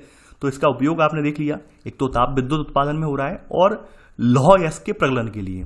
ये लोहे को गलाने का काम यही करता है। लोहे को हम किसी जो है यहाँ पर किसी और के द्वारा नहीं गला सकते हैं, केवल और केवल कोयले के द्वारा गला सकते हैं। तो कोयला जो है लोहे को गलाने के यानी प्रगलन के काम में भी आता है। बात कर ली जाए आपकी भारत की, तो भारत में कोयला जो है मुख्य रूप से 2 भूगर्भिक कालों से संबंधित है। कौन कौन से? एक तो गोंडवाना कालक्रम से है और टर्शियरी निक्षेप से है। टर्शियरी का मतलब आप जानते होंगे जो नवीनतम निक्षेप है आपका सेनोजोइक वाला उससे है, और जबकि गोंडवाना वाला जो है वो पैलोजोइक है। पैलोजोइक मतलब पुराना वाला है पैलोजोइक, ठीक है। तो यानी गोंडवाना कालक्रम बहुत पुराना है और जबकि टर्शियरी वाला नवीन है, अभी सेनोजोइक कालक्रम में से आता है टर्शियरी और क्वाटरनरी वाला, ठीक है। तो यहाँ पर हमारे यहाँ गोंडवाना और टर्शियरी निक्षेप दोनों पाए जाते हैं, ठीक है। अब इसी में ही सब पॉइंट आप लिख लेना, सब पॉइंट कि भारत में कोयला निक्षेपों का लगभग 80% बिटुमिनस प्रकार का, ब्रैकेट में आप लिख लेना गोंडवाना प्रकार, ठीक है। यानी बिटुमिनस कोयला वास्तव में गोंडवाना जो है सेलों से बना हुआ कोयला, गोंडवाना सेलों में पाया जाने वाला कोयला है। यानी गोंडवाना सेलों में जो कोयला पाया जाता है वो बिटुमिनस ही होता है, कहने का मतलब यहाँ पर ये, तो ब्रैकेट में लिख लेना गोंडवाना प्रकार, ठीक है। कहा, और ये कैसा है? गैर कोककारी श्रेणी का है। गैर कोककारी का मतलब मैंने पहले ही बता दिया कि ये जो कोयला हमारे यहाँ पाया जाता है 80% से ज़्यादा कोयला पाया जाता है, ये हम प्रगलन के दौरान जो भट्टियों में प्रगलन के दौरान जो लोहे को पिघलाते हैं उसमें हम लोहे के परिशोधन में से इस्तेमाल नहीं कर सकते हैं। इसके लिए हमें जो है कोकिंग श्रेणी का जो कोयला है वो बाहर से आयात करना पड़ता है, मंगाना पड़ता है। तो ये आपने लिख लिया होगा, ठीक है। तो ये तो आपने यहाँ पर सेकेंड पॉइंट लिख लिया होगा। अब देखिए यहाँ पर कुछ चीज़ें हैं तो उनके लिए मैं यहाँ पर एक सब हेडिंग इसमें डलवा दे रहा हूँ। भारत में कोयला उत्पादक क्षेत्र, यानी भारत में कौन कौन से प्रमुख क्षेत्र हैं जो कोयले के उत्पादन के लिए फेमस हैं। खास करके हमारे यहाँ जो कोयला है वो नदी घाटियों में ज़्यादातर पाया जाता है, यानी ज़्यादातर हमारे यहाँ कोयला जो है वो आपका नदी घाटियों में पाया जाता है। तो आप लिख लेना कोयला उत्पादक क्षेत्र के रूप में लिख लेना, कोयला उत्पादक क्षेत्र, सब हेडिंग करके इसी में ही कोयला उत्पादक क्षेत्र। इसी में पहला पॉइंट आप डालेंगे। पहला क्षेत्र आपका यहाँ पर जो है वो मैं बता दे रहा हूँ, दामोदर नदी घाटी, यानी आपका जो कोयला उत्पादक क्षेत्र में आपका पहला क्षेत्र आपका जो आएगा वो दामोदर नदी घाटी वाला क्षेत्र आएगा। तो दामोदर नदी घाटी वाले क्षेत्र की अगर हम बात करें तो यहाँ पर 2 क्षेत्र इसमें आ जाते हैं, यानी इसका विस्तार अगर देखें तो यहाँ पर इसके विस्तार में आपका एक तो झारखंड आ जाएगा इसमें, ठीक है, लिख देना आप झारखंड आ जाएगा, और दूसरा आ जाएगा इसमें वेस्ट बंगाल यानी पश्चिम बंगाल, यानी इसका विस्तार झारखंड और पश्चिम बंगाल में है। और अगर देखा जाए दामोदर नदी घाटी वाला तो यह देश का सबसे बड़ा, देश का सबसे बड़ा कोयला क्षेत्र यही है। देश का सबसे बड़ा, सबसे प्राचीन यही क्षेत्र है, सबसे बड़ा, ठीक है, कोयला क्षेत्र है ये, ठीक है। इसी में सब पॉइंट। झारखंड की अगर बात करें, झारखंड में कौन कौन से क्षेत्र हैं इसके तहत वो भी मैं लिखवा दे रहा हूँ। तो झारखंड की अगर हम बात करें यहाँ पे झारखंड राज्य की, तो झारखंड में आपका जो है चंद्रपुरा है, एक जगह है, नाम लिख दे रहा हूँ मैं, चंद्रपुरा करके जगह है एक। दूसरा एक जगह है यहाँ पे झारखंड में झरिया करके है, झरिया का नाम काफ़ी फेमस है, सुना होगा झरिया। झरिया के अलावा यहाँ पर आपका जो है बोकारो है झारखंड में। बोकारो के अलावा यहाँ पर आपका झारखंड में आपका गिरिडीह है, जगह है यहाँ पर गिरिडीह करके, तो गिरिडीह में पाया जाता है। गिरिडीह के अलावा आपका यहाँ पर कर्णपुरा है और रामगढ़ है, कर्णपुरा और रामगढ़, जहाँ से प्रमुखता से यहाँ पे कोयला निकाला जाता है, कर्णपुरा और रामगढ़, ठीक है। तो ये झारखंड के क्षेत्र हैं। अगर बात कर लें हम यहाँ पर वेस्ट बंगाल वाले क्षेत्रों की, तो वेस्ट बंगाल में अगर हम देखा जाए तो वेस्ट बंगाल के क्षेत्रों की अगर हम बात करें तो वेस्ट बंगाल में आपका जो आ जाएगा वो रानीगंज आ जाएगा, यानी आपका रानीगंज क्षेत्र जो है वो वेस्ट बंगाल में ही पड़ता है। तो यहाँ पर आपने सेकंड यानी इसी का सब पॉइंट नोट कर लिया होगा, ठीक है। तो देखिए यहाँ पर आपका अगर देखा जाए क्षेत्र वाइज, यहाँ पे बताया गया क्षेत्र वाइज अगर हम देखें तो झरिया सबसे बड़ा कोयला क्षेत्र है यहाँ पर, और इसके बाद फिर रानीगंज आता है। यानी कि आपकी सोन नदी घाटी में जो सबसे बड़ा क्षेत्र जो है वो झरिया है, और झरिया के बाद यहाँ पे कौन सा आता है, वो आता है रानीगंज, यानी वेस्ट बंगाल वाला क्षेत्र आ रहा है। ठीक है, तो ये तो आपने दामोदर नदी घाटी में कोयला क्षेत्र आपने देख लिया है, नोट भी कर लिया है आपने। अगले क्षेत्रों में अगर यहीं पर हम देखें तो आपकी अगला क्षेत्र आएगा आपका यहाँ पे सोन नदी घाटी। सोन नदी घाटी वाले रीजन है, यहाँ पर भी कोयला पाया जाता है। तो अगला आप डाल लेना सोन नदी घाटी। देखिए सोन नदी घाटी की अगर हम बात करें तो यहाँ पर इसमें आपका एमपी वाला और कुछ यूपी का रीजन भी यहाँ पे शामिल किया गया है, यानी यहाँ पे इसमें एमपी और यूपी के क्षेत्र को शामिल किया जाता है।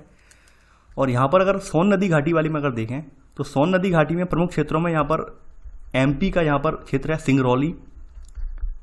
सिंगरौली एमपी। इसके अलावा यहाँ पर सिंगरौली के अलावा यहाँ पर है सुहागपुर,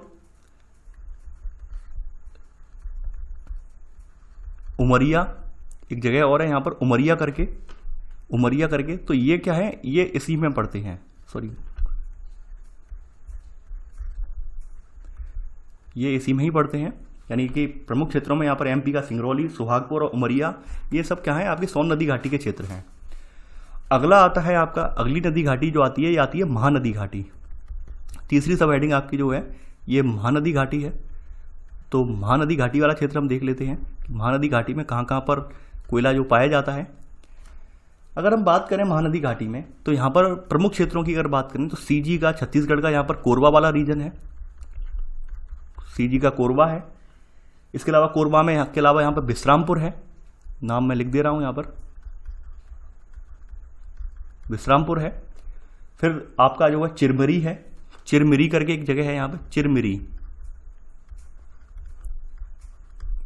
करके एक जगह है। फिर आ जाता है इसमें उड़ीसा का तालेचर आ जाता है, यानी कि यहाँ पर उड़ीसा भी आ जाता है, उड़ीसा वाला रीजन भी यहाँ पर आ जाएगा। इसमें उड़ीसा का तालेचर वाला रीजन है, तालेचर रीजन इसमें आ जाएगा। सुंदरगढ़ आ जाएगा और संबलपुर आ जाएगा, सुंदरगढ़ और संबलपुर वो भी इसी में शामिल किया गया है, उड़ीसा में ही। ठीक है, तो आपने ये लिख लिया होगा यहाँ पर कि प्रमुख क्षेत्रों में छत्तीसगढ़ के कोरबा, विश्रामपुर, चिरमिरी और तथा उड़ीसा में तालेचर, सुंदरगढ़ व संबलपुर को इसमें शामिल किया जाता है। अब अगली जो घाटी आएगी इसमें आपकी, जहाँ पे कोयला पाया जाता है, चौथी घाटी है, ये है गोदावरी वाला रीजन। ये आपकी घाटी जो है आपकी अगली गोदावरी घाटी। तो गोदावरी घाटी की अगर हम बात करें, गोदावरी घाटी की, तो इसका अधिकांश विस्तार जो आपका जो हुआ है वो तेलंगाना वाले रीजन में हुआ है। यानी कि आपकी जो अधिकांश इसका विस्तार जो हुआ है वो तेलंगाना में हुआ है, लिख लेना, इसका अधिकांश विस्तार तेलंगाना में हुआ है। और तेलंगाना के प्रमुख क्षेत्रों में आपका सिंगरैनी है, सिंगरैनी जिसका जिक्र किया गया है ऊपर, सिंगरैनी वाला, ये वाला सिंगरैनी आ जाता है इसमें। ठीक है, फिर सिंगरैनी के अलावा वारंगल आ जाता है तेलंगाना में, वारंगल। खम्मम आ जाता है, यहाँ पर एक जगह है यहाँ पे खम्मम करके। करीमनगर आ जाता है। तो ये सब क्या है आपके, ये सब इसी में ही आपके तेलंगाना में आ जाते हैं। और वहीं अगर इसमें आंध्र प्रदेश रीजन भी एक लगा दें तो आंध्र प्रदेश का एक पांडुर है, आंध्र प्रदेश में एक पांडुर है, वो भी यहीं पर शामिल है, आंध्र प्रदेश में पांडुर। तो ये गोदावरी घाटी वाला हो गया। ये कहाँ पर हो गया, ये गोदावरी घाटी वाला हो गया। तो ऐसे करके आपने ये 4 तो प्रमुख क्षेत्र देख लिए। कुछ क्षेत्र अब टर्सियरी वाले हैं, वो भी मैं आपको इसी में ही नोट करवा दे रहा हूँ। टर्सियरी वाले जो क्षेत्र हैं बचे हुए वो इसी में ही नोट करवा दे रहे हैं। तो आप 5वीं यहाँ पर पॉइंट डाल लेना आप, टर्सियरी। देखिए टर्सियरी कोयला जो है ये असम, अरुणाचल प्रदेश, मेघालय, नागालैंड में पाया जाता है, यानी आपके पूर्वोत्तर भारत में पाया जाता है। और यहाँ पर बात करें इसकी तो दरानगिरी, चेरापूंजी, मेवलांग और लैंगरेन ये मेघालय में है। इसके अलावा माकुम, जयपुर जगह है, जयपुर राजस्थान वाला नहीं है, यहाँ पर ऊपरी असम वाला रीजन है एक, नजीरा, नामचिक, नामपुक ये अरुणाचल प्रदेश में पड़ता है। इसके अलावा जो कालाकोट जम्मू कश्मीर में है। तो यहाँ पर यहाँ से कोयला निकाला जाता है टर्सियरी वाला। अब देखिए यहाँ पर फिर से वही जिक्र कर दिया गया है किसका, लिग्नाइट वाले कोयले का। लिग्नाइट का जिक्र वैसे मैं ऊपर कर चुका हूँ, लेकिन लिग्नाइट का जिक्र यहाँ पर भी किया गया है। तो यहाँ पर भी मैं लिखवा दे रहा हूँ छठा सब पॉइंट करके कि लिग्नाइट जो भूरा कोयला या लिग्नाइट है वो तमिलनाडु के तटीय भागों में, इसके अलावा पांडिचेरी, गुजरात, जम्मू कश्मीर में भी पाया जाता है। और एंथ्रेसाइट की तो बात हम ऊपर ही कर चुके थे। एंथ्रेसाइट जो कोयला है वो केवल आपके जम्मू कश्मीर रीजन में पाया जाता है। तो ये तो कुछ कोयला निष्कर्षण की कहानी थी, यानी ये तो कोयला वाले क्षेत्रों की कहानी थी। ये आपने देख ली। एक कहानी यहाँ पर दी हुई है सिंगरैनी की। सिंगरैनी के खनन कर्मी जो है यहाँ पर जब जब खनन करने जाते हैं तो वो क्या करते हैं, अपने साथ एक पक्षी ले जाते हैं, चिड़िया ले जाते हैं, और जिस खान में उतरने वाले होते हैं तो वहां पर उस चिड़िया को पहले छोड़ देते हैं, चिड़िया को बिठा देते हैं। तो कुछ मिनटों के अंदर अंदर चिड़िया संकेत देने लगती है। संकेत कैसे देने लगती है वो मैं बता दे रहा हूँ। क्या होता है कि भाई जब ये जो खाने होती हैं आपकी यानी जो आपकी कोयले वगैरह की खाने होती हैं, यहाँ पर कार्बन मोनोऑक्साइड यानी दम घोंटू गैस जिसे हम कहते हैं, दम घोंटने वाली गैस होती है, उसकी अधिकता पाई जाती है। इसकी वजह से क्या होता है, काफ़ी बार श्रमिक वगैरह उनकी मृत्यु हो जाती है या फिर बेहोश हो जाते हैं वहाँ पर। तो इन सबसे बचने के लिए प्राचीन समय से ये लोग क्या करते आए, इनकी टेक्निक ये रही है कि किसी पक्षी को ले जाते हैं पकड़कर, पक्षी को वहाँ बिठा देते हैं और वहाँ पर उसे ऑब्जर्व करते हैं कुछ मिनट के लिए कि मान लीजिए वो सांस लेने में उसे तकलीफ हो रही है तो अपने पंख बहुत तेजी से फड़फड़ाने लगता है, भागने की कोशिश करता है इधर उधर। तो समझ जाते हैं कि यहाँ पर जो है सांस लेने लायक हवा नहीं है, सांस लेने लायक वायु यहाँ पर नहीं है। तो ये इस तरह से ये टेक्निक उपयोग करते आ रहे हैं, जबकि इसके लिए और भी साधन है, लेकिन फिर भी आज भी इन्हें जो है इसी पक्षी वाले टेक्निक पर विश्वास है। यानी आज भी यहाँ पर काफ़ी सारे साधन विकसित हो चुके हैं। यानी एक कोयला खनक के अनुसार इन पक्षियों का पिंजरा ये जो है मात्रा बताता है। यानी यहाँ पर बताया गया कि यहाँ पर तमाम यंत्र वगैरह जैसे पीपीएम यंत्र है, लेकिन इन सबको आज भी, इन सब के बावजूद ये जो खनिक कर्मी हैं आज भी पक्षी वाला जो टेक्निक है वही अपना रहे हैं। तो वो कहानी यहाँ पर जिक्र की गई है। तो ये आपकी सिंगरैनी का जिक्र किया गया है, यानी आपकी जो आपकी तेलंगाना का सिंगरैनी है तो वहाँ पर जिक्र किया गया है। तो वहाँ के खनन कर्मी यही काम करते हैं। तो ऐसे करके आपने कोयला वाला जो है ये कंप्लीट कर लिया है। ठीक है, चलिए अगली हेडिंग अब आपकी जो है वो है पेट्रोलियम। देखिए अगर हम बात कर रहे हैं पेट्रोलियम की, तो पेट्रोलियम जो है आपका ये अवसादी चट्टानों में पाया जाता है। यानी कि आप ये बात तो जानते हैं कि पेट्रोलियम हो या फिर आपका जो कोयला हो, जो भी ऊर्जा के संसाधन है खनिज के रूप में विद्यमान है, वो सभी संसाधन जो बने हैं वो लाखों हजारों साल पहले जो आपके जीवाश्म थे या पेड़ पौधे थे, इनके दब जाने के फलस्वरूप ये बने हैं। ठीक है, तो यहाँ पर ये खनिज तेल भी यहाँ पर उसी में से आता है और ये उसी का ही पार्ट है। तो ये अवसादी चट्टानों में, अवसादी यानी जीवाश्म युक्त अवसादी सेलों में ये पाया जाता है ये वाला तेल। और यहाँ पर इसके जो पाए जाने की यहाँ पर दो प्रक्रियाएं होती हैं। यानी कि यहाँ पर जो जैसे जैसे हम नीचे की तरफ बढ़ते जाएंगे, सेल के भूगर्भ में हम जाएंगे, तो सेल के भूगर्भ में हमें जाने पर क्या होगा कि यहाँ पर जैसे मान लीजिए अंदर हम गए, प्रवेशन करके हम यहाँ पर अंदर गए, तो इसके ऊपरी सिरे पर यहाँ पर जो होगी ये प्राकृतिक गैस विद्यमान होगी। यानी जो ऊपरी सिरे पर जो होगी ये आपकी जो प्राकृतिक गैस है ये वाली विद्यमान होगी यहाँ पर, और इसके नीचे जो है यहाँ पर ये खनिज तेल वगैरह यहाँ पर विद्यमान होगा। तो ऐसे करके ये आपका ये पाया जाता है। तो यहाँ पर पहला पॉइंट आप इसमें लिख लेना, कच्चा पेट्रोलियम द्रव और गैसीय अवस्था के हाइड्रोकार्बन से युक्त होता है। यानी कि हाइड्रोकार्बन इसे बोला जाता है। और इसकी रासायनिक संरचना, रंग और विशिष्ट घनत्व में भिन्नता पाई जाती है। यानी कि यहाँ पर इसकी रासायनिक संरचना में भिन्नता होती है, रंगों में भिन्नता होती है, और इसके जो घनत्व है इसमें भिन्नता पाई जाती है। देखिए यहाँ पर जो पेट्रोलियम जो निकाला जाता है, ये पेट्रोलियम स्वतंत्र अवस्था में नहीं होता है। आपको मालूम होगा ये कच्ची अवस्था में होता है, क्रूड ऑयल के रूप में निकाला जाता है। और इसमें बहुत सारे तेल मिश्रित होते हैं, यानी बहुत सारी जो तेल के बहुत सारे प्रकार हैं वो मिश्रित होते हैं। जैसे फॉर एग्जांपल आपने देखा होगा कि हम जैसे डिवाइड कर लेते हैं, भाई ये पेट्रोल है, ये डीजल है, ये जो है एरोप्लेन वाला फ्यूल है, यानी अलग अलग जो फ्यूल जो है डिवाइड कर लेते हैं, वो उनकी गुणवत्ता के आधार पर डिवाइड करते हैं। वो उनकी गुणवत्ता के आधार पर, हाँ भाई हमने इसको पेट्रोल नाम दे दिया, इसकी डेंसिटी कुछ अलग है तो इसको हमने डीजल नाम दे दिया। तो गुणवत्ता के आधार पर हम अलग अलग कर देते हैं यहाँ पर।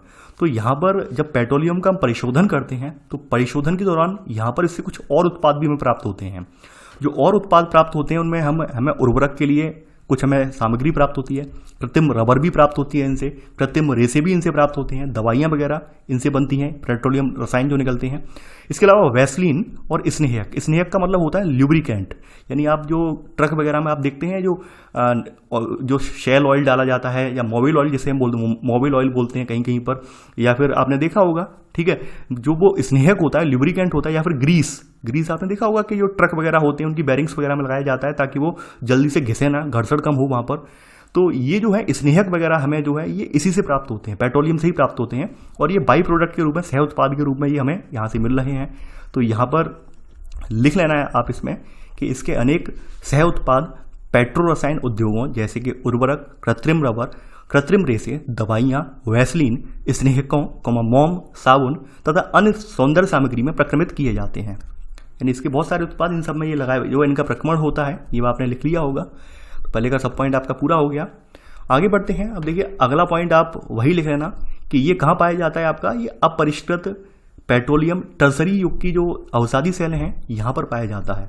ये टर्सरी युग आप जानते हैं सेनोजोइक काल है, यानी कि नवीन युग है। नवीन युग का जो टर्सरी वाली तृतीयक संरचनाएं हैं वहाँ पर ये अवसादी सेल हैं, उनमें ये पाया जाता है ये। ठीक है, अब देखिए यहाँ पर अगर हम भारत के संदर्भ में बात करें कि भारत में सबसे पहले कहाँ से स्टार्ट हुआ, भारत में ये तेल कहाँ पे निकाला गया, पहला तेल कुआं कहाँ खोदा गया, उसकी अगर हम बात कर लें यहाँ पर, तो आप यहाँ पर आप सेकंड पॉइंट आप नोट करेंगे। देखिए सेकंड पॉइंट तो आपने नोट कर लिया है, ये सेकंड पॉइंट मत बनाइए, ये सब पॉइंट ही बना दीजिए, यानी ऊपर वाले का ही पहले का ही सेकंड सब पॉइंट इसे बना दीजिए। आप यहाँ पर सेकंड पॉइंट यहाँ पर आप लिखेंगे यहाँ पर, और सेकंड पॉइंट के रूप में यहाँ पर जो मैं बोल रहा हूँ वो लिखेंगे। देखिए भारत में सबसे पहले खनिज तेल का जो कुआं था वो माकूम पढ़ा था कल आपने, माकूम कल से मतलब यानी इसके जो आगे वाला पार्ट है उसमें, जो कि माकूम जो उत्तरी आपका असम में पड़ता है माकूम, तो वो माकूम वाली जगह पर सबसे पहले 1867 में कुआं खोदा गया था, प्रवेदन किया गया था। यहाँ पर पहला तेल का कुआं खोदा गया था 1867 में। उसके बाद फिर असम का डिगबोई वाला हिस्सा है, असम का डिगबोई वाला क्षेत्र है, तो वहाँ पर 1869 में दूसरा कुआं खोदा गया, जो कि आज भी बदस्तूर जारी है डिगबोई वाला खनन। तो यहाँ पर आप सेकंड पॉइंट आप नोट करेंगे यहाँ पर कि भारत में सर्वप्रथम खनिज तेल का कुआं ऊपरी असम के माकूम क्षेत्र में 1867 में खोदा गया, जबकि डिगबोई में 1889 है ये, सॉरी 69 नहीं है, ये 89 है, मिस्टेक हो गई मुझसे, ये 1889 में खोदा गया है। ठीक है, ये आप लिख लेना। तो ये आपका सेकंड पॉइंट हो गया। अगर हम व्यवस्थित ढंग से बात करें तो हमारे देश में प्रॉपर वे में जो कहा जाए सिस्टमेटिक वे में वैज्ञानिक ढंग से पूरा मशीनरी वगैरह सेटअप लगाकर जो तेल का अन्वेषण और उत्पादन स्टार्ट हुआ है वो स्टार्ट हुआ है 1956 के बाद।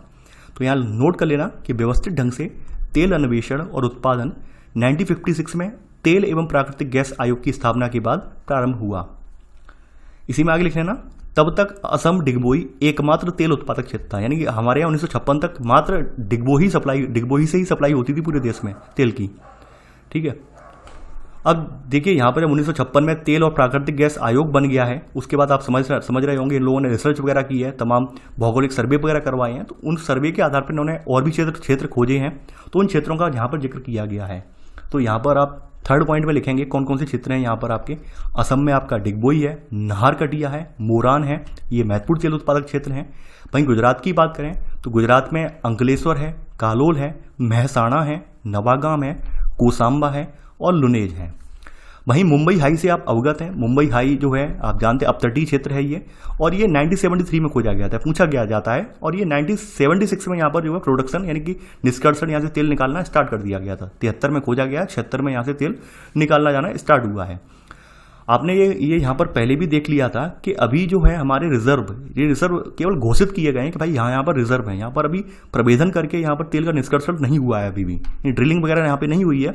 जैसे तेल और प्राकृतिक गैस बताई गई है पूर्वी तट पर जो कृष्णा गोदावरी या कावेरी बेसिन है, तो यहाँ पर अन्वेषण हुआ है, तो अन्वेषण होने में यहाँ पे कुएं पाए गए हैं, लेकिन उनका अभी यहाँ पर ड्रिलिंग वगैरह नहीं हुई है, यहाँ से तेल अभी निकाला जाना स्टार्ट नहीं हुआ है। लेकिन ये बता दिया गया है जो आपके जो भूवैज्ञानिक वगैरह हैं कि यहाँ पर प्रचुर मात्रा में जो है तेल वगैरह है, ये बात बता दी गई है। ठीक है, तो आप यहाँ पर ये तीनों सब पॉइंट है तीनों के, तो तीनों सब पॉइंट आपने लिख लिए होंगे।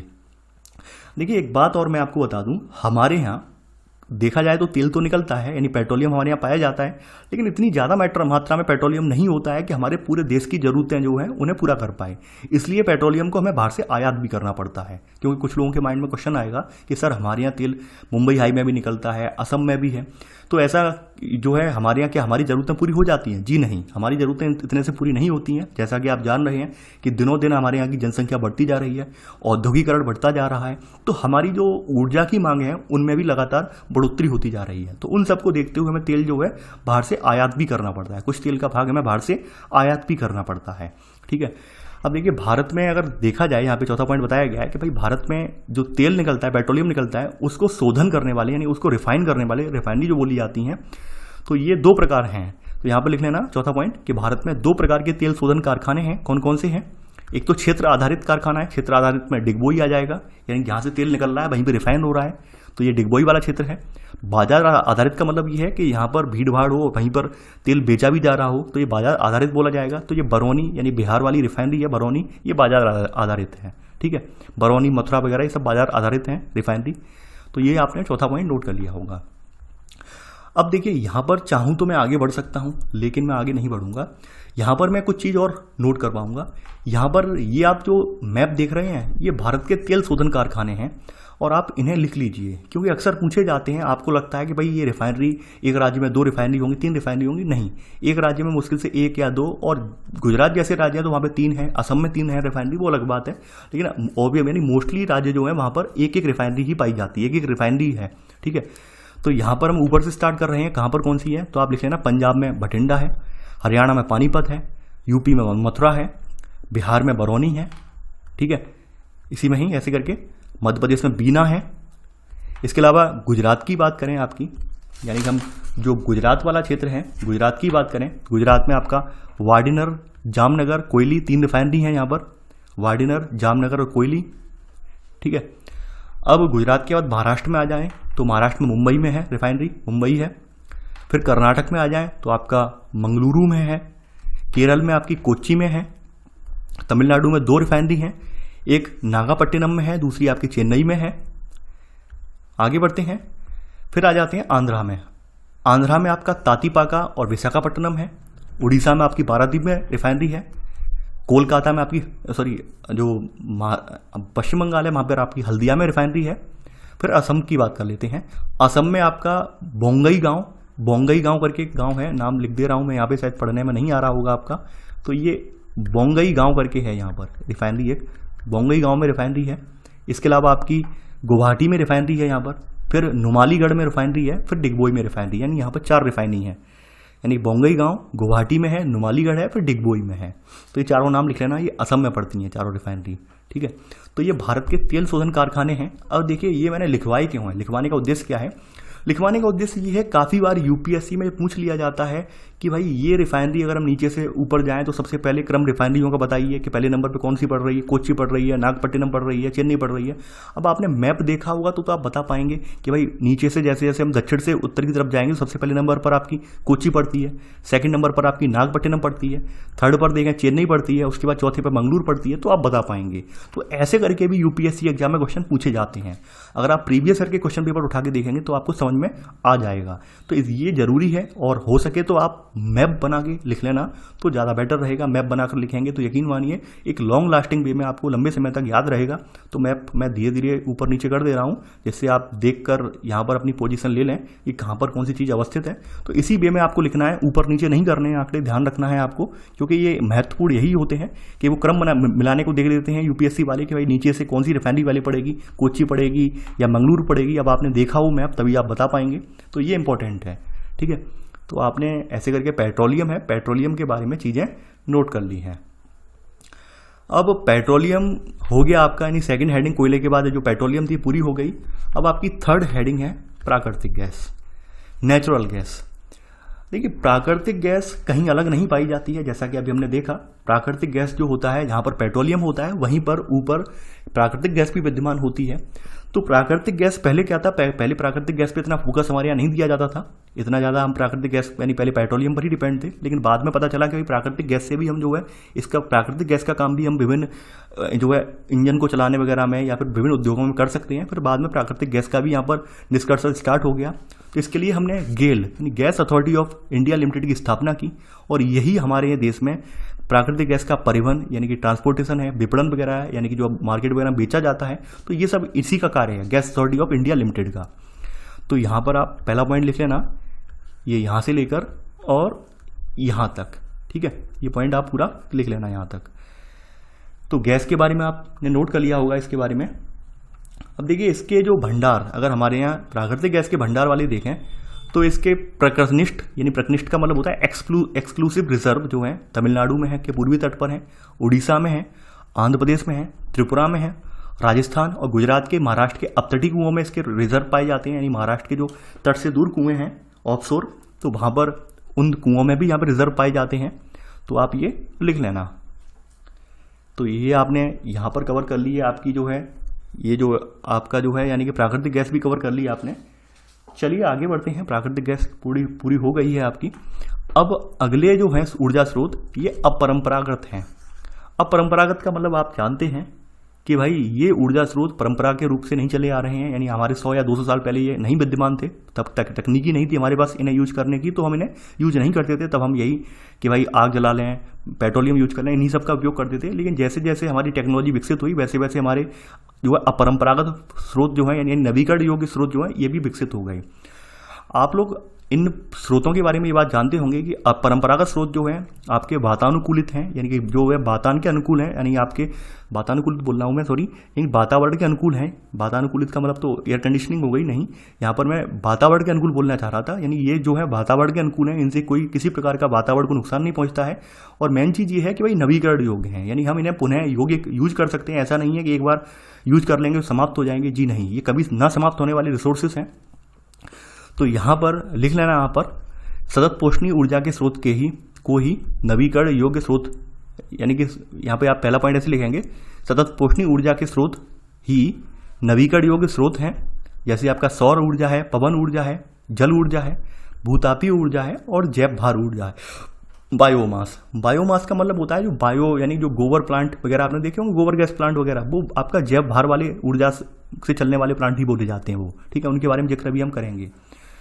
ये जो है इनके बारे में आप ये बात जानते होंगे, ये ऊर्जा जो है, ऊर्जा के स्रोत अधिक समान रूप से वितरित हैं और मेन चीज़ है पर्यावरण के अनुकूल है, यानी इनसे किसी प्रकार का हमारा वातावरण दूषित नहीं होता है, ठीक है। यानी इन्हें शुरुआत में जो है इन्हें जो है इंस्टॉल करने में लागत तो आती है, लेकिन फिर सालों साल ये टिकाऊ है और इनसे किसी प्रकार का नुकसान नहीं होता है, ये बात आप जानते हैं।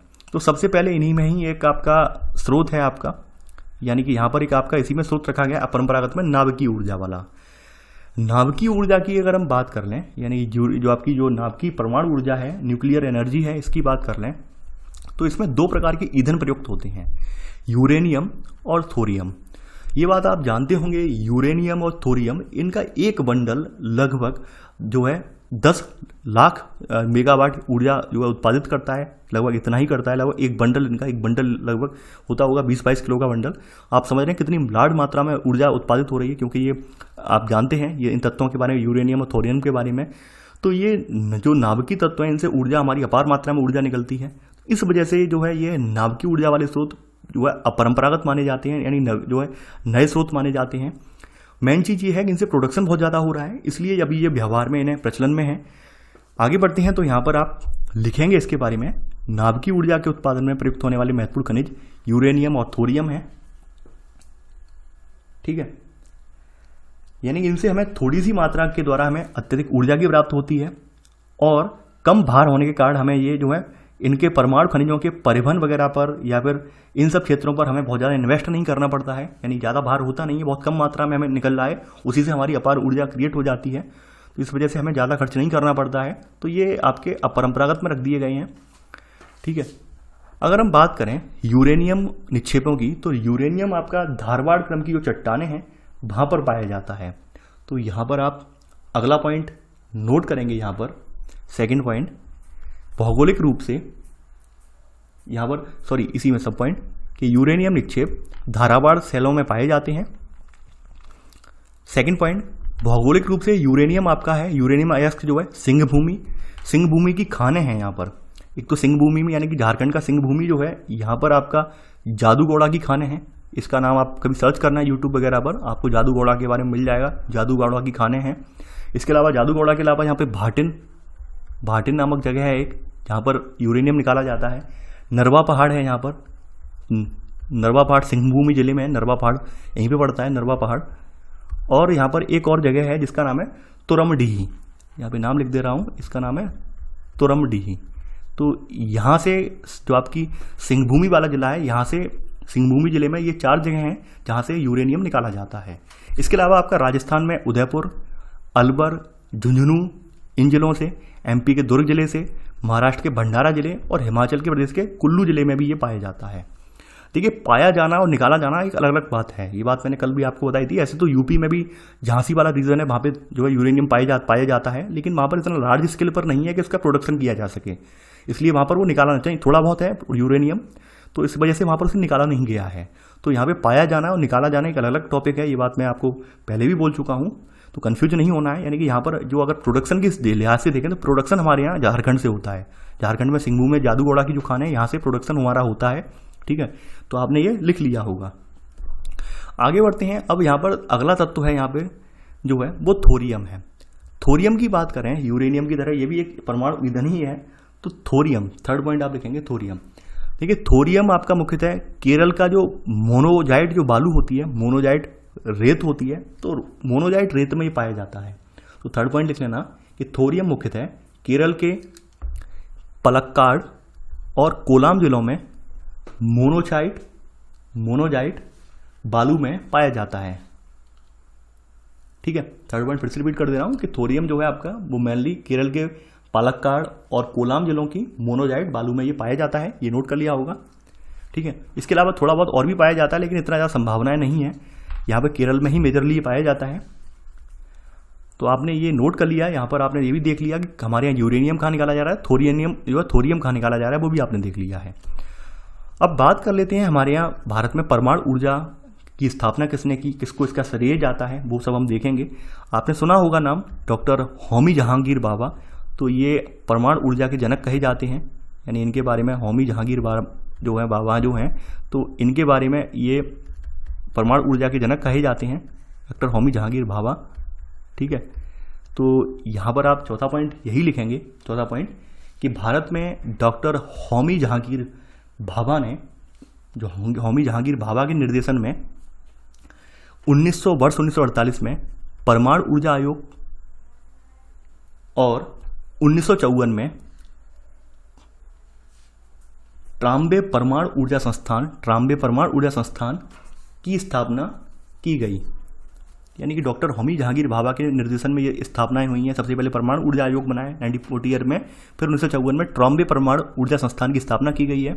और देखिए ट्राम्बे परमाणु ऊर्जा संस्थान को बाद में इन्हीं के नाम पर समर्पित कर दिया गया है।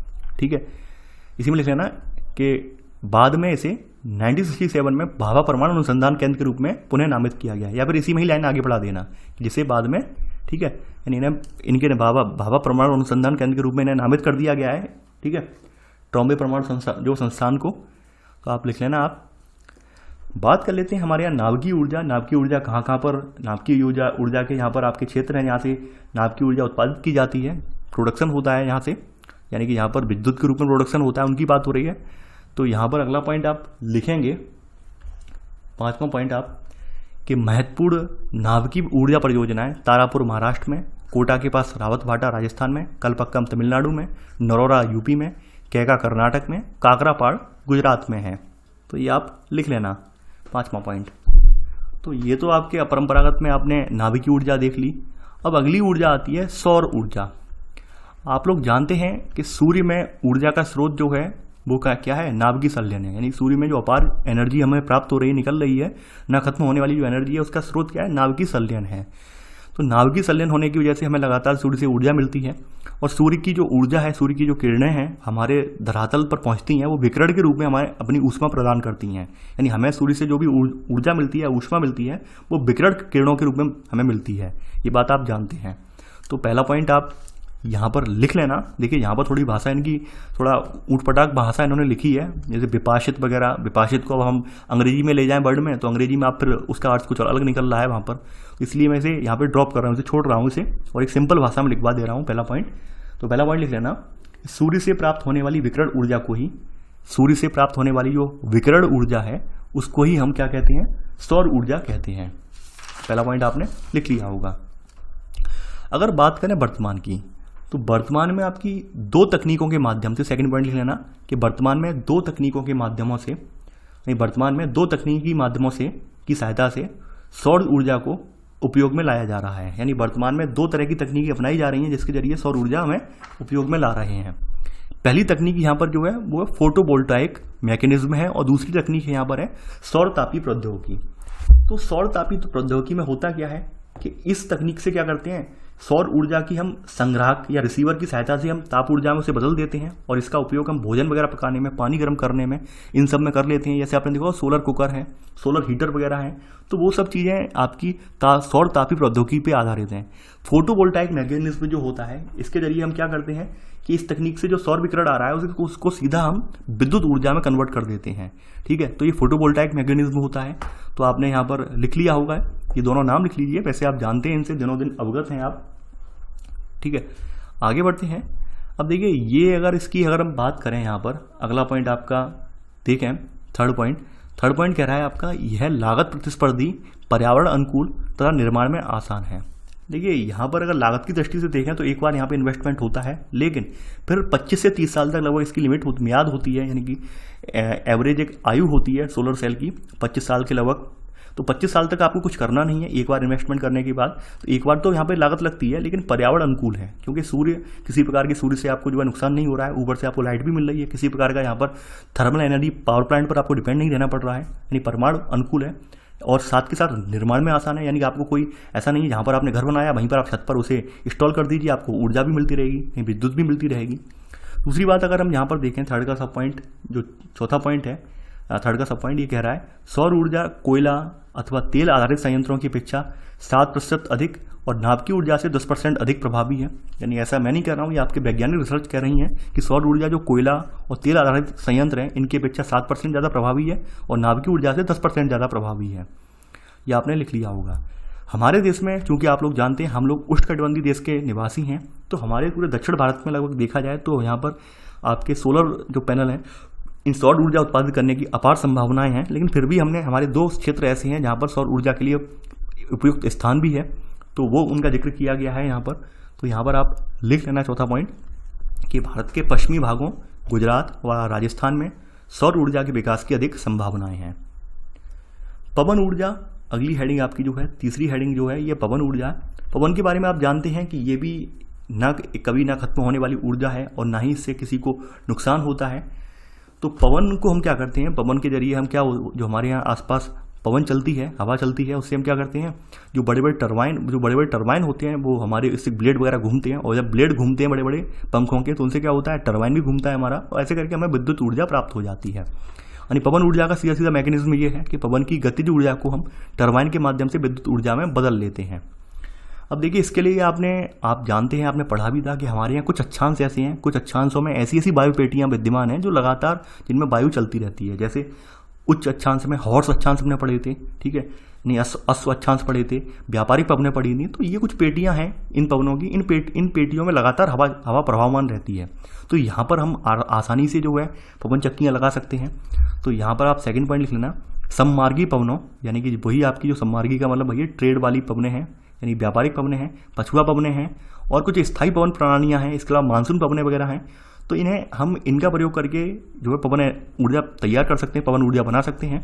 इसके अलावा आपके जो तटीय इलाके हैं, जहाँ जहाँ आपके जो समुद्र तट के इलाके हैं, वहाँ पर आपको बताया कि दिन और रात में जो है स्थानीय और समुद्री समीर चलती है। तो उसके अकॉर्डिंग भी हम वहाँ पर जो है यानी स्थानीय हवाओं के अकॉर्डिंग भी यहाँ पर इसे पवनों से विद्युत ऊर्जा पैदा कर सकते हैं। तो तभी आपने देखा होगा कि पवन ऊर्जा के लिए जो आदर्श दशाएं आपकी जो होती हैं वो आपकी कहाँ होती हैं, तटों के बगल में, यानी जहाँ जहाँ तट हैं आपके, जो आपके तटीय राज्य हैं, वहाँ पर पवन ऊर्जा की अपार संभावनाएं होती हैं, क्योंकि वहाँ पर जो है स्थानीय पवनें चलती हैं। दिन में स्थानीय पवन चल रही है, रात को फिर से स्थानीय पवन चल रही है, तो वहाँ पर अच्छी खासी जो है हवा मिलती रहती है और लगातार इनके ब्लेड हैं वो घूमते रहते हैं और लगातार ऊर्जा बनती रहती है। ठीक है, तो सेकंड का सब पॉइंट नोट कर लिया होगा। अब जैसे यहाँ बताया गया है कि हमारे यहाँ कहाँ कहाँ परिस्थितियाँ विद्यमान हैं, थर्ड पॉइंट में पवन ऊर्जा के लिए आपके राजस्थान में, गुजरात, महाराष्ट्र और कर्नाटक में अनुकूल परिस्थितियां विद्यमान हैं। थर्ड पॉइंट के रूप में ये लिख लेना आप। अगली हेडिंग है आपकी, यानी कि चौथी सब हेडिंग है, ये है ज्वारीय या तरंग ऊर्जा। इसके बारे में जानते हैं, हाई टाइड, लो टाइड, ये बात आप पहले पढ़ चुके हैं। और खास करके जो सक्रिय खाड़ियाँ वगैरह होती हैं, यानी कि जहाँ पर कटे छटे तट होते हैं, जहाँ पर जल भरा होता है ऐसे कटे छटे तटों में, तो यहाँ पर जब जल ऊपर यानी हाई टाइड या लो टाइड होता है, ऊपर जाता है नीचे जाता है, तो ऊपर नीचे होने की वजह से हम यहाँ पर एक प्रक्रम लगाकर एक टेक्नोलॉजी स्थापित कर यहाँ पर अपनी टरबाइन वगैरह घुमा सकते हैं। तो ये संभावना, यानी कि इससे भी हमारी ऊर्जा निर्माण की संभावना है। हालांकि इस तरह की अभी जो हमारे यहाँ जो है सेटअप अभी लगाए नहीं गए हैं प्रॉपर वे में, अभी इस पर एक्सपेरिमेंटल वे में है अभी। ठीक है, यानी ज्वारीय ऊर्जा वाली जो संभावना हमारे यहाँ जो है एक्सपेरिमेंटल वे में है। तो अभी कुछ देशों ने तो यहाँ पर ऊर्जा प्राप्त कर रहे हैं ज्वारीय ऊर्जा के जरिए, लेकिन अभी हमारे यहाँ इसका उत्पादन नहीं हो रहा है।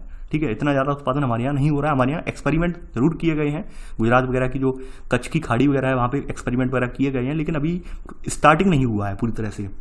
तो यहाँ पर आप इसमें लिख लेना कि भारत के पश्चिमी तट पर बृहत ज्वारीय तरंगें उत्पन्न होती हैं। यहाँ पर लिख लेना, यद्यपि भारत के पास तटों के साथ ज्वारीय ऊर्जा विकसित करने की व्यापक संभावनाएं हैं, लेकिन अभी तक इनका उपयोग नहीं किया गया, यानी अभी तक स्थापित नहीं हुआ है प्रॉपर वे में। जैसे हम कह रहे हैं, जैसे प्लांट स्थापित कर देते हैं तो हमें दिन रात एनर्जी मिलती है, उस प्रकार से नहीं हुआ है। एक्सपेरिमेंट तो हो चुके हैं, एक्सपेरिमेंट सफल भी रहे हैं, लेकिन अभी प्लांट वगैरह लगाए नहीं गए हैं वहाँ पर। तो आपने यहाँ पर नोट कर लिया होगा। भूतापीय ऊर्जा, देखिए भूतापीय ऊर्जा आपने पृथ्वी की आंतरिक संरचना पढ़ी थी आपने, ठीक है। तो आपने क्रस्ट मेंटल कोर ये आपने देखा था, ये बात आप जानते हैं। क्रस्ट मेंटल कोर के बारे में आपने पढ़ा था, किस तरह से हमारे पृथ्वी के अंदर जो है द्रवित मैग्मा मौजूद है, और जो मैग्मा मौजूद है वो आपका जो द्रव अवस्था में है और उसका तापमान जो है हजारों डिग्री सेल्सियस में होता है। तो क्या होता है, कहीं कहीं पर जो है बहुत ज़्यादा धरती के अंदर अगर ऊष्मा बढ़ जाती है तो वो अपना बाहर निकलने का रास्ता ढूंढती है, तो ऐसे करके ज्वालामुखी विस्फोट वगैरह होते हैं। तो यहाँ पर वही सब चीज़ें बताई गई हैं कि भूतापीय ऊर्जा में क्या होता है कि कुछ ऐसे इलाके होते हैं जहाँ से लगातार यानी लगातार जो है दरार वगैरह पड़ जाने से इस तरह की जो ऊष्मा है, यानी कि धीरे ऊष्मा जो बाहर आने लगती है, तो ऊष्मा जब बाहर आने लगती है तो आसपास के वातावरण को गर्म कर देती है, कोई जलीय स्रोत है उसको गर्म कर देती है, तो इसे भूतापीय ऊर्जा के रूप में जाना जाता है। तो यहाँ पर आप पहला पॉइंट आप लिखेंगे कि जब पृथ्वी के गर्भ से मैग्मा निकलता है तो अत्यधिक ऊष्मा निर्मुक्त होती है, ठीक है। इसके अलावा गीजर कूप का मतलब ये होता है कि ऊपर कोई पानी का कुआं है और नीचे यहाँ पर ऊष्मा निकल रही है, ऊष्मा निकलने की वजह से कुआं जो है, कुएं का पानी लगातार गर्म होता चला जा रहा है। ऐसे हिमाचल प्रदेश में भी कुछ कुएं हैं, ठीक है। तो उन्हें गीजर कूप बोलते हैं। तो गीजर कूपों से निकलते गर्म पानी से ताप ऊर्जा पैदा की जा सकती है। तो इसे ही हम लोकप्रिय रूप में क्या कहते हैं, भूतापीय ऊर्जा के रूप में जानते हैं। यह आपने लिख लिया होगा, भूतापीय ऊर्जा के बारे में आपने लिख लिया होगा। देखिए यहाँ पर ध्यान देने वाली बात यह है, ये अभी तक आपका एक प्रचलित स्रोत नहीं है। प्रचलित का मतलब ये है कि हम इसका परंपरागत तरीके से यूज कर रहे हो, ऐसा नहीं है। ये एक वैकल्पिक स्रोत के रूप में विकसित किया जा सकता है, यानी विकल्प है हमारे पास। हमें मालूम है कि भाई हमारे धरती की जो पृथ्वी की परतें हैं अंदर, उनमें जो है लावा विद्यमान है, और हम सही पॉइंटों को यानी कि जो सही सही स्थान है उनको अगर चिन्हित कर लें, चिन्हित करके वहाँ पर अपना संयंत्र स्थापित कर दें तो हम इसका प्रयोग कर सकते हैं। फिलहाल ये पॉसिबल अभी नहीं हो पाया है, लार्ज स्केल पे पॉसिबल नहीं हो पाया है, क्योंकि ये जो जगह होती हैं बहुत ज़्यादा कठिन या दुष्कर मार्ग होते हैं और इन पर कोई विशाल संयंत्र लगाना खतरे से खाली नहीं होता है। इसलिए गवर्नमेंट वगैरह इन जगहों पर ज़्यादा इन्वेस्टमेंट नहीं करती है, ठीक है। क्योंकि जहाँ पे ज्वालामुखी विस्फोट लगातार हो रहे हों और वहाँ पे गवर्नमेंट चाहे कि यहाँ प्लांट लगा दें, यहाँ से भूतापीय ऊर्जा से हम ये चलाएं या वो करें, तो वो प्लांट हो सकता है कभी जाके वो गड़बड़ भी कर जाए, यानी लाखों करोड़ों रुपए का इन्वेस्टमेंट हो भी और मान ले वहाँ पर ऊर्जा एक दिन खत्म हो जाए या ऊर्जा जो है अचानक से वहाँ पर ऊर्जा का विस्फोट हो जाए। तो इस वजह से ये इनका विकास अभी नहीं किया गया है प्रॉपर वे में ज़्यादा तरीके से। बस ये हल्का फुल्का विकास है। भारत में 2-4 जगहों पर इनका विकास किया गया है, और वो भी एक लिमिटेड एरिया में, एक लार्ज स्केल पर नहीं है। ये बात आप जान लीजिए पहले। तो यहाँ पर बताया गया है कि भाई भारत में कहाँ पर इसका उपयोग किया जा रहा है। तो सेकंड पॉइंट लिख लेना आप कि भारत में भूतापीय ऊर्जा संयंत्र हिमाचल प्रदेश के मणिकरण एक जगह है हिमाचल प्रदेश में, तो वहाँ पर अधिगत किया जा चुका है, वहाँ पर इसका प्रयोग हो रहा है, ठीक है, भूतापीय ऊर्जा का। इसके अलावा सबसे पहले विश्व में भूतापीय ऊर्जा सबसे पहले कहाँ पे इस्तेमाल की गई उसका जिक्र किया गया नोट करके। तो भूमिगत ताप के उपयोग का पहला सफल प्रयास 1890 में एक शहर है बोएजे शहर, इडाहो में पड़ता है यूएसए में, तो यहाँ पर हुआ था। यहाँ पर क्या किया था कि इन्होंने जो ऊर्जा है इसके माध्यम से जो भवनों को ताप देने के लिए गर्म जल की पाइपलाइनों का नेटवर्क बिछा दिया था, और ये अभी भी जारी है नेटवर्क। यानी कि मान लेते हैं यहाँ पर क्या है, यहाँ पर ये पूरा एक गर्म यहाँ पे ऊर्जा निकल रही है, तो हमने क्या किया, पानी की सप्लाई डाल दी है, सप्लाई यहाँ पे डाल दी। तो सप्लाई ऑब्वियस ही बात है, यहाँ पे ऊर्जा निकल रही हो, यहाँ से पानी की सप्लाई जा रही हो एक तरफ से, तो ऊर्जा क्या करेगी, इस पानी को गर्म कर देगी। तो ऐसे करके आगे चलकर क्षेत्र में लोगों को गर्म पानी मिल जाएगा, ठीक है। तो ऐसे करके इसका उपयोग हो रहा है यहाँ पर। तो ये यहाँ पे बताया गया है। तो ये आपका पहला एक्सपेरिमेंट था और ये आज भी बदस्तूर जारी है ये, तो वो बताया गया है ये। अब देखिए अगला प्रकार है आपका, यानी आपका चौथा प्रकार है, ये है जैव ऊर्जा। देखिए इसके बारे में आप जानते हैं, यानी आपके जो जैव अपशिष्ट हैं, यानी हम देखते हैं तमाम जो खेती करने वाले किसान हैं पराली वगैरह जलाते हैं। आपने सुना होगा कि भाई दिल्ली में हरियाणा के किसानों ने पराली जलाई, यूपी के किसानों ने पराली जलाई, इसकी वजह से दिल्ली में प्रदूषण बढ़ रहा है। तो प्रदूषण जो पराली होती है वो क्या होती है, वो आपके जो खाद्यान्न हैं इनके अपशिष्ट होते हैं, वो यानी कि खाद्यान्न निकालने के बाद जो बाद बाकी अपशिष्ट बचते हैं, तो किसान उनका कहीं प्रयोग नहीं कर पा रहा है, उसे जला देता है। जला के वो सोचता है इनसे खाद बना लेंगे, लेकिन उससे जलाने से क्या होता है, भारी मात्रा में धुआं निकलता है, और धुआं हवा के साथ जाके दिल्ली वगैरह में पहुंच जाता है, और वहाँ पर जो एक जनता को सांस लेने में दिक्कत पहुंचाता है। इसलिए कोर्ट वगैरह ऑर्डर देती है कि भाई पराली जलाने वाले किसान हैं उन पर तत्काल एक्शन लिया जाए। लेकिन गवर्नमेंट इनको एम्पावर भी कर रही है, गवर्नमेंट इन्हें प्रमोट भी कर रही है कि आप पराली मत जलाइए, बल्कि पराली को जैव ईंधन के रूप में उपयोग कीजिए। तो यहाँ पर सबसे बड़ी समस्या ये है कि अभी तक जैव ईंधन के लिए कोई संयंत्र वगैरह नहीं लगाए गए हैं जहाँ पर किसानों की जो पराली वगैरह है उसे खरीद लिया जाए और उसके बदले में उन्हें कुछ धनराशि भी दे दी जाए, लेकिन अभी तक ऐसा नहीं हुआ है। लेकिन बस ओरली कह दिया है, गवर्नमेंट ने भी कह दिया है, हाईकोर्ट वगैरह ने भी तमाम बार कहा है, अखबार में भी आप पढ़ते होंगे। तो लेकिन ये हमारी संभावना है। आपने देखा होगा जो गोबर गैस वगैरह होती है या फिर घर में निकलने वाला जो कचरा, जो आपका कचरा है, आपका सब्जी वगैरह का जो सूखा कचरा, गीला कचरा, इनके माध्यम से भी हम जैव ऊर्जा जो है बना सकते हैं यहाँ पर। तो यहाँ पर आप पहला पॉइंट लिख लेना कि जैव ऊर्जा उस ऊर्जा को कहा जाता है जिसे जैविक उत्पादों से प्राप्त किया जाता है, जिसमें कृषि अवशेष, नगरपालिका, औद्योगिक और अन्य अपशिष्ट शामिल होते हैं। देखिए, जैव ऊर्जा जो होती है, बायो एनर्जी होती है, इसका उपयोग हम विद्युत ऊर्जा के रूप में कर सकते हैं, टरबाइन वगैरह घुमाकर, ताप ऊर्जा के रूप में भी, खाना पकाने वाला इन सब के रूप में भी कर सकते हैं। ठीक है, देखिए खास करके जो विकासशील देश हैं, विकासशील देश जो अपने कचरे का निस्तारण करने के लिए जैव ऊर्जा का प्रयोग कर रहे हैं। यानी विकासशील देशों में क्या है, कचरा बहुत ज़्यादा होता है, तो कचरे को क्या करते हैं, वो जैव ऊर्जा में कन्वर्ट कर देते हैं, उसके जरिए उन्हें क्या है, ऊर्जा मिल जाती है, उन्हें जो है एनर्जी मिल जाती है। हमारे देश में भी ऐसा ही कुछ हो रहा है। हमारे देश में ऐसा कुछ हो रहा है, नगर पालिका के कचरे को हमारे यहाँ कन्वर्ट करने का काम हो रहा है, वो दिल्ली के ओखला में हो रहा है। तो यहाँ सेकंड पॉइंट लिख लेना आप कि नगर पालिका कचरे को ऊर्जा में बदलने वाली ऐसी एक परियोजना नई दिल्ली के ओखला में स्थित है। तो आपने जैव ऊर्जा भी देख ली यहाँ पर। अब देखिए अगली हेडिंग नहीं है, ये केवल आप जान लीजिए, इसके बारे में हम बहुत कुछ पढ़ चुके हैं, बहुत कुछ जान चुके हैं। जाते जाते एंड हेडिंग है ये है आपकी, यहाँ पे बताया गया है खनिज संसाधनों का संरक्षण।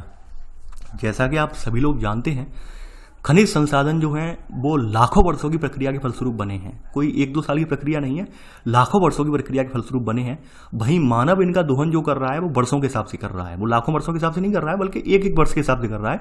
यानी मानव ने अपने उद्देश्यों की पूर्ति के लिए, या फिर आप ये कहें अपने लालच को पूरा करने के लिए, उसने इनका जो है अंधाधुंध दोहन किया है।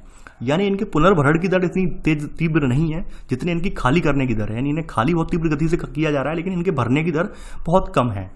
तो यहाँ पर सवाल ये उठता है कि हमें ऐसे साधन अपनाने चाहिए, ऐसी तकनीक अपनानी चाहिए जिससे ये साधन हमारी जो है ज़रूरतें भी पूरी कर दें और ये साधन बने भी रहें, ताकि आने वाली जो हमारी पीढ़ियाँ हैं उन्हें भी इनका लाभ मिल सके। अब जैसे यहाँ कुछ बताया गया है कि भाई हम मोस्टली फोकस करें किस पर, जो आपके वैकल्पिक स्रोत हैं, सौर ऊर्जा, इन सब पे फोकस करें।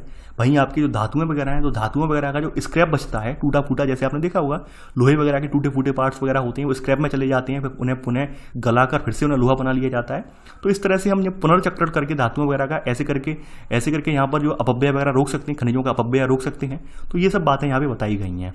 ठीक है, तो ये लिखना नहीं है, इन सब के बारे में आप जानते हैं। ऐसे करके आपका एक चैप्टर समाप्त हो जाता है। आई होप आपको ये चैप्टर पसंद आया होगा। देखिए अब जो चैप्टर यहाँ पर आपके बचे हैं 5 चैप्टर, ये 5 के 5 चैप्टर बहुत इंपॉर्टेंट है और ये लेंदी भी हैं। तो मैं कोशिश यही करूँगा कि एक दिन में, जैसे कल वाला चैप्टर ज़्यादा लेंदी है, जो चैप्टर नंबर 8 है वो काफ़ी बड़ा है, वो लेंदी है, कोशिश करूँगा एक वीडियो में आ जाए, वरना 2 पार्ट बनाने पड़ेंगे उसके। फिर वहाँ पर 4 चैप्टर और बचेंगे उसके, तो वो भी हम आपके 5-6 दिन में कवर करवा देंगे। तो आप लोग बने रहिए, साथ ही साथ नोट्स जरूर बनाते रहिए, ये मेरी आप लोगों से गुजारिश है, क्योंकि बिना नोट्स के आप ये यूपीएससी की जंग या स्टेट पीएससी की जंग आप नहीं जीत पाएंगे, ये मेरी गारंटी है। आपको नोट्स बनाने ही पड़ेंगे। आप ये सोच रहे हो कि हम किसी कोचिंग के नोट्स कॉपी कर लें या वहाँ से खरीद लें नोट्स, अपनी कोई बुक खरीद लें, इन सब से काम नहीं चलेगा। आपको नोट्स बनाने पड़ेंगे, चीज़ों को समझना पड़ेगा, जहाँ आपको दिक्कत आ रही है वो आपको उस दिक्कत को क्लियर करना पड़ेगा, डाउट क्लियर करने पड़ेंगे, तभी आप यहाँ पर आप प्रिपरेशन अच्छे से कर पाएंगे। तो चलिए आज के लिए बस इतना ही। Thanks for watching. जय हिंद।